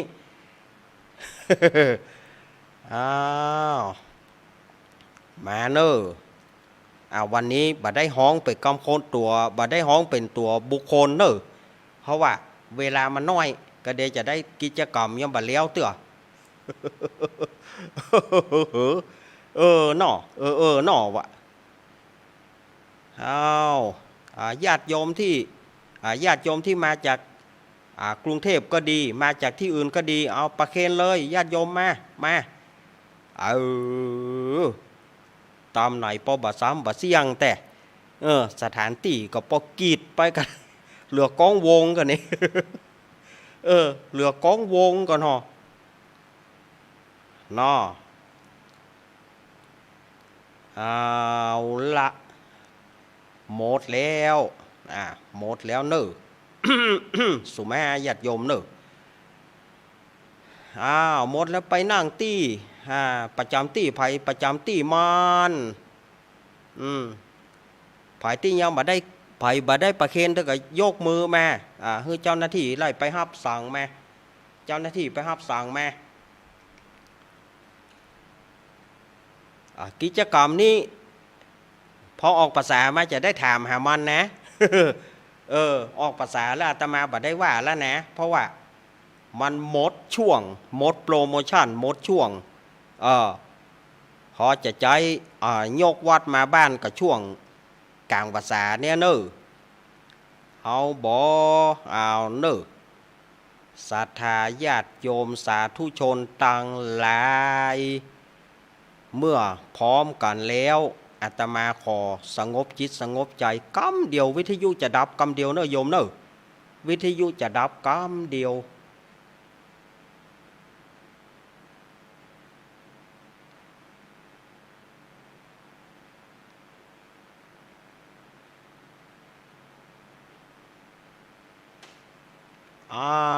ขอบคุณอนุโมทนาน้ำหยาดไผ่มีน้ำหยาดไผ่มีเกียมไว้หมดแล้วเนาะน้ำหยาดนะฮับปอนเนอร์ศรัทธาญาติโยมยะถาวาริวหาปุราปาริปุเรนติสาครังเอวะเมวะอิโตทินังเปตานังอุปคัปปติอิชิตังปฏิตังตุมหังคิปะเมวะสมิสันตุสเพปุเรนตุสังกปาจันโทปนารโสยถามณีโจติรโสยถาโสยติธรรมโมจะอายังนิทัสสิโตเปตานะปูจาจักตาอุลาลาภรัญจปิขูนามนุปทินังตุมเหหิปุญญังปสุตานปกันติใจยสิทธิทานังลาพังโสถีภกยังสุขังพลังสิริอายุจวันโนจะโพคังวุธีจยสวาสัตวสัจจะอายุจะชีวสิทธิพวันตุเตสปีติโยมิวัจันตุสัพพโรโกวินาสตุมาเตภาวะตวนตารโยสุขีติกายุโกภาวะอภิวาตานาสีริสานิจังวุธาปจายโนจัตตารโรธรรมาวัฏันติอายุวันโนสุขังพะลังสาธุสาธุสาธุต่อไปเอาปอนป้อแนน เอาปอนป้อแนน สัพปิติโยมิวัจันตุสัพพโรโกเนสตุมาเตภวะตวนตารโยสุขีติกายุโกภวะอภิวาทนาสีริสานิจังวุธาปจายโนจัตตารโรธรรมวัฏันติอายุวันโนสุขังพะลังสาป้อแนน วันนี้จะเอายังกินจิแล้วก็วันตาหลวงแบบละปูนเนอร์สถาญาติโยม อันเจียงใหม่นี่เขาก็ว่าไปหลายเตื้อเนาะวันนี้เอาแบบฉบับละปูนเนอร์ อาตมาก็ไปใช้ค่ายข้องนะ ก็ไปใช้ค่ายข้องเนอะแต่ก็พอได้เนาะ เกียมกวดน้ำเนอแผ่เมตตาเนาะ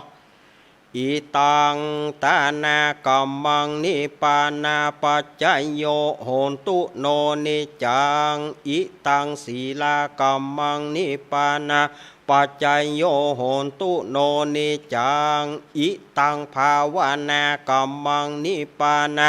ปัจจยโยโหนตุโนนิจังยังกินจีกุสาลังกัมมังกัตตาปังสัพเปหิกาตังปุญญังโนอนุโมตันตุสุนันตุพลโตเยเตวา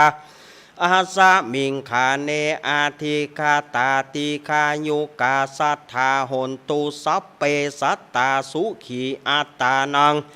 ปาริหารันตุมาตาปิตาโรสุขีตาหนตุตุขาปามุจจันตุสัพเปยาตากาสุขีตาหนตุตุขาปามุจจันตุสัพเปอัญญาตากาสุขีตาหนตุตุขาปามุจจันตุสัพเพปิสาจาสัพเพญาขาสัพเพเปตาจะสุขิตาหนตุตุขาปามุจจันตุสัพเพนากาตาสุขิตาหนตุตุขาปามุจจันตุสัพเพเตวา สุขิตาหนตุตุขาปามุจจันตุสัพเพอาจาริโยปัจจยาสุขิตาหนตุตุขาปามุจจันตุสัพพะสัมปติโยสามิชันตุโว วันตามีพุทธังสัพพะเมวะโตสังฆามันทะเมพันเตวันตามิธัมมังสัพพะเมวะโตสังฆามันทะเมพันเตวันตามิสังฆังสัพพะเมวะโตสังฆามันทะเมพันเตวันตามิขารูปัชชัยยาจาริเยสัพพะเมวะโตสังฆามันทะเมพันเตวันตามิกัมมะทานังสัพพะเมวะโตสังฆามันทะเมพันเตวันตามิอารามเมพัทธสีมังสัพพะเมวะโตสังฆามันทะเมพันเตวันตามิเจติยังสัพพัทธาเนสุปฏิทิตาสรีรตาตุโยมหาโพธิงสักการังพุทธรูปังสัทธานาคะโลเกเตวะโลเกพระมะโลเกชัมพูทิเปรังกาทิเปสารีราธาตุโยเกสาธาตุโยอาระหันสาธาตุโยเจติยังกันทากูติงจตุราสีติสาหัสเสธรรมกันเตสัพเพสัมปาทาเจติยันจะอหังวันตามิสัพปะโส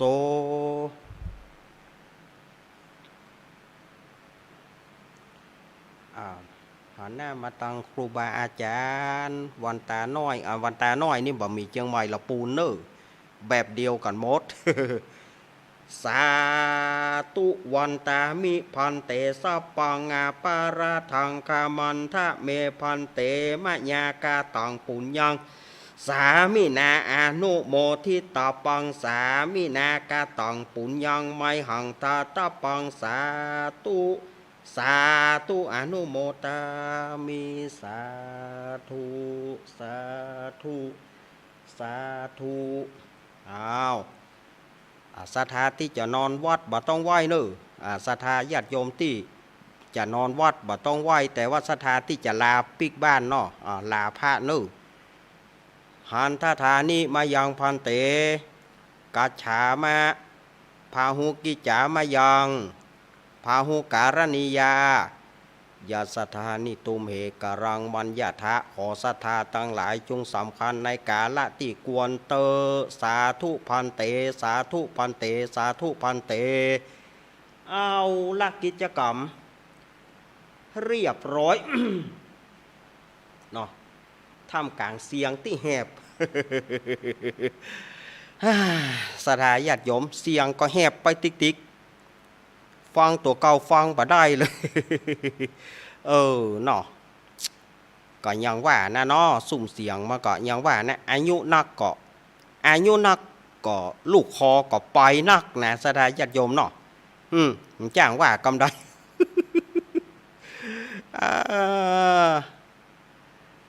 อ้าวแถมประเมินก็เดือน12เปงแล้วเนอะศรัทธาญาติโยมปีนี้ตรงกับวันที่17กันยายน17กันยายนก็มีงานไหนพ่องสลักก็มีวัดหลวงละปูนวัดหลวงละปูนแล้วก็ที่ตังบ้านโฮงก็สันปูเลยวัดปทุมสารารามสันปูเลยอันนี้เปิดก็จะมีสลักอันที่หูนะที่หูนะที่บ่หูก็บ่ประกาศเปิดนะ เอาอันที่หูก็แล้วกันเนาะที่ใกล้ๆเนี่ยวัดหลวงละปูนก็ดีสันปูเลยก็ดีและก็ส่วนมากจะตานน้ำตานทอมเนอะศรัทธาญาติโยมส่วนมากจะตานน้ำตานทอมเพื่อตานไปหาผู้วายชนหลายท่านที่ถามมาว่าวันเดือน12นี่เปิ้นปล่อยเพศปล่อยผีออกแต่กับท่านอาจารย์ก่อในธรรมเปตพีเปิ้นว่าอันบ่ใจว่าอาตมาหรือว่าครูบาอาจารย์เปิ้นเอามาอู้อันนี้มาจากในธรรมเปตพีมาจากธรรมปืนบ้านปืนเมืองเนี่ยเปิ้นว่าเปิ้นจะปล่อยตั้งแต่เดือน12ออกค่ำไปจนถึงเดือน12ดับอันนี้เปิ้นว่าอี เพื่อก็มีการตานน้ำตานทอมตานสาลักตานสาลักก็ดีตานตานสังฆทานถวายต้นเงินนะอู้ถึงพ่องก็จะลวดตาน100 วอนอาตมาก็จะได้ตาน100 วอนนะสถายโยมวันที่8เนาะตาน100 วอนหาหลานหลานก็ได้100 วอนพอดีละวันที่8นี่ก็จะได้ตานเฮ้อวันที่8กรกฎาคมก็ตานเฮ้อแม่สมาหลานแถมนะ100 วอนหลาน100 วอนนี่ก็วันที่8พอดีเนาะวันที่7ก็ห้างดาบัดได้ไปโดยนางเกี้ยวสักกำพ่อหยังจะได้ห้างตานหาหลานก็สมาติดกันงานก็สมาตัดกันดีแตะดีว่าก็เลยปีนี้บัดได้ปล่อยเพราะว่าจะตานหาหลานจะได้ห้างตานหาหลานวันที่8ก็จะได้ตานทำบุญ100 วอนให้กับหลานที่ล่วงลับดับขันไปก็วันเวลาเนาะสถาญาติโยมก็ถามว่าโอ้ยังพอได้100 วอนละกะก็ได้ละจริงได้มาละได้มาหลายวอนละ100 วอนก็จะตานวันที่8นี้เพราะว่าวันที่8วันเป็นวันเสาร์วันติดเป็นวันติดเนาะวันที่8เป็นวันติดแล้วก็ต่างพี่น้องต่างๆที่ไปอยู่ไกลๆพวกก็จะได้มาอย่างใดก็บดีแต่ก็เลยจะตานในวันนั้นเนาะตานหาน้องปลื้มชูทิศปัญโยนันท์อันเป็นหลานอาตมาเป็นหลานแต่เนี้ยลูกของพี่อ้ายเปิ้ลก็มีลูกคนเดียวอ้ายนะมีลูกคนเดียวก็ต้องมาเสียชีวิตเพราะอุบัติเหตุแล้วก็ความประมาทกับเหล้ากับยาก็ทำให้เกิดอุบัติเหตุเสียชีวิตไปเหียบ่ได้พ่อแม่บ่ได้เปิ่งได้อิงสักกำเนี่ยก็จะได้กินได้ตานให้ในเจ้าวันที่8เนาะศรัทธาญาติโยมอันนี้ก็ศรัทธาญาติโยมปีนี้บ่มาโดยนางเกี้ยวรู้มันมาตัดห้อมพอดี ตัดงานพอดีเมื่อที่วัดม่อนจอมพอก็ตานหาแม่ เมื่อหล่อเตียนวัดม่อนจอมพอก็จะมาตานหาแม่ในวันนั้นเหียก็บ่ได้ไปหาเปิ้นสักกำพอมานี่ตานหาหลานเนี่ยเมาะ เนาะอันเนี้ยก็คือเดือน12นี่เปิ้นก็ถือว่าตานไปเตอะทยอยกันตานเฮาจะตานเวลาไหนก็ได้จะตานวันไหนก็ได้ตานทำก็ดีขันเข้าก็ดีสะพ่องว่าเฮาตานขันเข้านี่เฮาไป12 เปงบอกท่านอาจารย์12 เปงก็ได้นะแต่ว่าน้ำจะนองตูเจ้าพระนายก็ฉันบะเสี่ยงมันนักล้ำมันจะเป็นแกงโฮแกงแฮไปอย่างที่อาตมาว่านะมันจะเป็นแกงโฮแกงแฮไปเหียคือมันเป็นแกงโฮแกงแฮจะได้มันสูญกันไปหมดสูญสารลูกอุ่นแอนเอาไปถอกป่นกันหงไผ่เป็นหงไผ่บ่ฮู้เอาเข้ากับฉันกับบะเสี่ยงมาบูดมาเน่าเหี่ยวบะได้ มาบูดมาเน่าเหี่ยวบะได้แต่ถ้าว่าตานบะเดียวเนี่ยพระสงฆ์องค์เจ้าก็จะได้ฉันมันจะได้ฉันขวยกันถ้าไปวันนั้นเนี่ยสะพองหอนึ่งนะเหมาะนะ หอนึ่งเหมาะนะโตอันนี้ปิ้งจีนมาอย่างเหมาะนะมันอย่างเหมาะแล้วมันกินบะได้มันบะขยักสลายญาติโยมว่าซื่อๆเฮานั่งปอนเฮาได้กระไอมันอย่าสาบไอมันอย่าพอสาบไอมันแล้วมันกินอย่าบะลงแล้วเนี่ยนะพ่อเฮาอยู่ตั้งแต่เมื่อเจ้ามืดมาตี 4มาศรัทธาญาติโยมมาทำบุญปอดโทกล้าปอนก็อีทละมันถึงกี่เข้าบะลงแล้ววันนั้นฉันเข้าก็บะลงละเพราะว่าได้กล้ากุ้มกล้าปอนศรัทธาญาติโยมก็เอากันจังนะ สะพองหอยป่อคาน หอยแม่คานเฮาว่าแล้วละกะหงอุ้ยหน้าหำคานก็ยังมารวมกันเนาะเขียนชื่อลวดเดียวก็ได้สะพองกับแตนกำขันเพื่อแล้วเพื่ออย่าเอาตังในวิหารก่อห้องในวิหารก็พระคุณเจ้านิมนต์เนอะจะกุมบาทแล้วเอาปอนก็บาทแล้วสะพองก็ปอจะเลี้ยวปอจะดีเข้าวิหารนะโหล่นมาขอปอนจะเอาปอนบาทเดียวเนี่ย เข้าใจนะจะเอาปอนบาทเดียวเนี่ยจะให้ปอนบาทเดียวเนี่ยแล้วก็โวยตัวปดโทหายใจปอบ่หอดต้องแต่ละวันแต่ละงานนี่นะ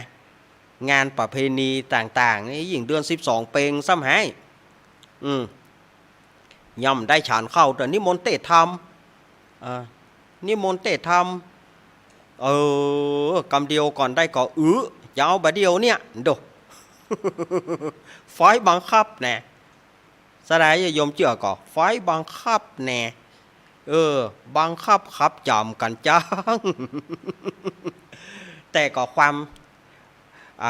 แต่มาก็ตู้เจ้าพระนายก็บ่อาจจะเลี้ยงได้เนาะตู้เจ้าก็กินกับศรัทธาศรัทธาก็หวังเปิ่งตู้เจ้า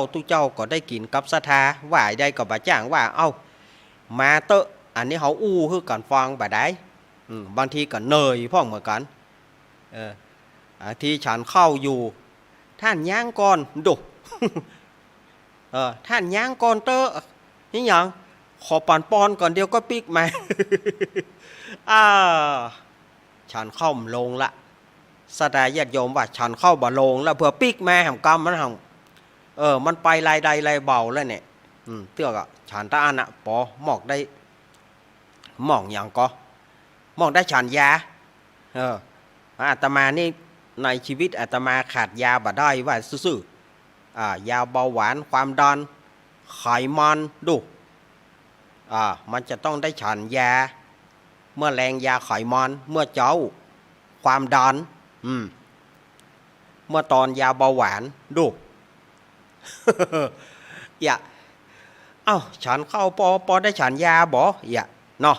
ฉันเข้าปอได้ฉันยาเห็นหน่อยเอาแล้วอย่าอาตมาก็เนี่ยบาฉันต่อก็มันฉันบาลงละศรัทธาญาติโยมก็มาสู้น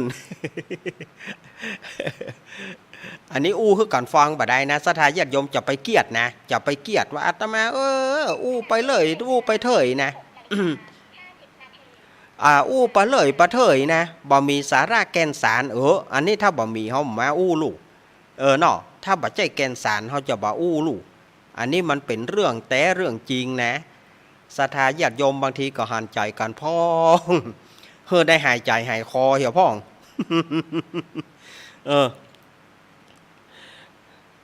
บางคนก็มาขอข้าวหนมย่ำได้ตาลเตื้อขอข้าวหนมเนอะกำเดียวก่อนนะอีเนาะขอมันแล้วไปยังก่อนเตอะอีเนาะกะเดียวตึงฮื้อเฮาว่านักก็โคตรแต่เมาะ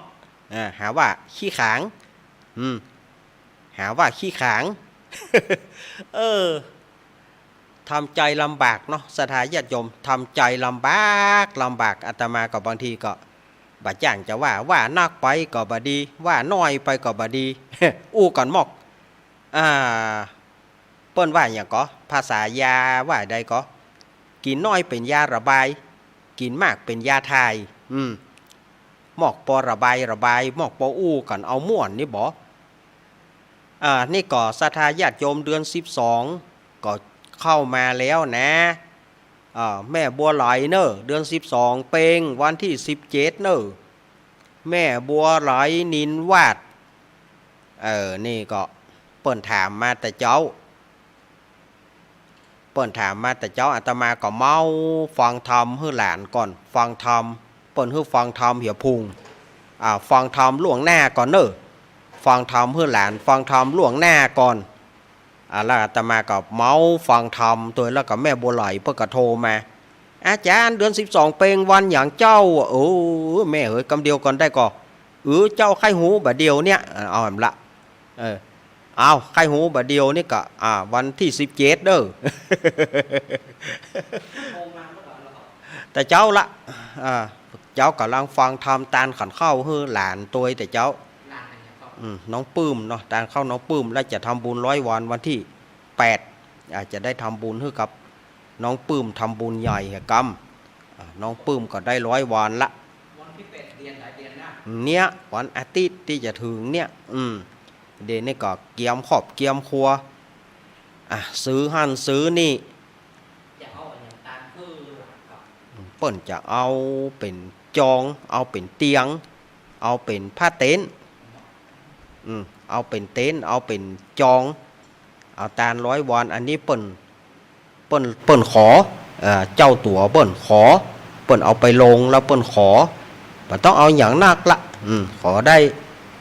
เตียงเหียได้เต็นท์เหียหลังเอาก็ตามเจตนาแล้วก็วันที่8ก็จะได้ทำบุญเพื่อหลานเนี่ยมันศรัทธาญาติโยมว่าในช่วงนี้นะอาตมาก็ว่างเหมือนไม่ว่างนะศรัทธาญาติโยมวันที่8ตรงวันติดเนี่ยว่างเหมือนบ่ว่างบางทีเขาหันอาตมาอยู่บดายนะคอยว่าเขาเปิ้นม่วนแต่เปิ้นบ่ได้ไปไหนนะขอมใจหูกับเฮาลูก ผ่อมใจหูกับเฮานะการงานบางทีมันน่าชื่นอกตรม น่าชื่นอกตรมหันไข้หัวแลดอีนะนิดหน่อยครับมันบ่จ้างนะศรัทธาญาติโยมหันว่าไข้หัวแลดหันว่าเล่นบ่ล็อกก๊อกแก๊กนี่นะมันบ่ใช่ว่ามันบ่ใช่ว่ามันม่วนนะมันก็ซ่อนความเจ็บซ่อนความบ่ม่วนไว้ในใจเหมือนกันเอาอาตมาภาพก็มาเสียอย่างยากะเสียตึงแม่เสียตึงหลานในเวลาที่กระชั้นชิดมันก็เลยบ่มีแก้จิตกระใจอย่างอาตมานี่จะหิลาไหลเตื่อแล้วนะลารายการนี่นะศรัทธาญาติโยมว่ามันท้อแท้นะอยากจะลาหลายเตื่อแต่ก็เฮามากึดใจกับอินดูศรัทธาแหมะเอาเพื่ออายุ60เนอะอัน60นี่เขาจะโปดแต่ละแหม4 ปีบ่ได้อันนั้นนี่โปดแต่แล้วเนอะ60ละคนขับก็60 ปลายแล้วคนขับก็บ่ไหวละเฮาก็ถ้าอยากจะได้เกษียณแต่ละเพราะเฮามาจ้องพอคนรุ่นใหม่ที่จะมาฮับมาส่งเฮานี่หนุ่มๆหน่อยมันบ่มีมันบ่มีอาจจะมีก็คนอายุนักเลยเอาหลานตัวพ่อเขาไหนหลานที่ไหนฮะหมอหลานตัวก็คนน้อยก็ต้องรู้มันเป็นพ่อโอ้อันบอกซื่อๆเลยลิ้นเสาะเหงือกเขาว่าจะไปส่งลุงกูไปจัดรายการนี่นะลิ้นเสาะเหงือกเตอะมันถ้าไปหวังกินน้ำบ่อแน่ว่าซื่อๆหวังกินน้ำบ่อแน่น้ำฟ้าบ่ไหลลงหอมอันนี้บอกไว้เลย เอาละเนอศรัทธาญาติโยมมาเวลดก็แปลว่าหมดเวลากิจกรรมอย่างต่างๆก็ทำเรียบร้อยละหมดเวลาละวันจันทร์หน้าวันที่9อาตมาดำเนินรายการแล้วก็วันที่10เป็นวันของหลวงลุงเพิ่นจะมาแลกกับอาตมาแล้วก็วันที่16อาตมา17หลวงลุงมาแล้วก็ต่อไปก็เข้าสภาวะปกติเนาะอาตมาจะฝาก2 จันทร์ 2 การนี้คือแลกกัน2 จันทร์ 2 การนี้เตือนหน้าอาตมาวันจันทร์วันที่9แล้วก็วันที่16อาตมาอันนี้ก็ขอความผาสุกความเจริญขออ้างเอาคุณพระศรีรัตนตรัยและสิ่งศักดิ์สิทธิ์ทั้งหลายทั่วฟ้าสากลโลกจงอภิบาลรักษาศรัทธาญาติโยมอันเป็นที่เคารพนับถือของอาตมาภาพได้อยู่ดีมีสุข เคาะเกณฑ์เวรภัยอันใดอย่าได้มาใกล้เคาะ13นาม15ข้อตั้งหน้าจนหลังสปะป่าปังวินาศตุรำงับกับหายไปขอน้อมนำมายังโจกปีโจกเดือนโจกวันโจกยามอายุปีอายุเดือนอายุวันอายุยามไปจ้าใจในทีข้าการบัดนี้ยามนี้นั้นจงจักมี ภาวะอภิวาตานาสีริสานิจังวุธาปัจจายโนจัตตารโรธรรมาวัฏันติอายุวโนสุขังปะลา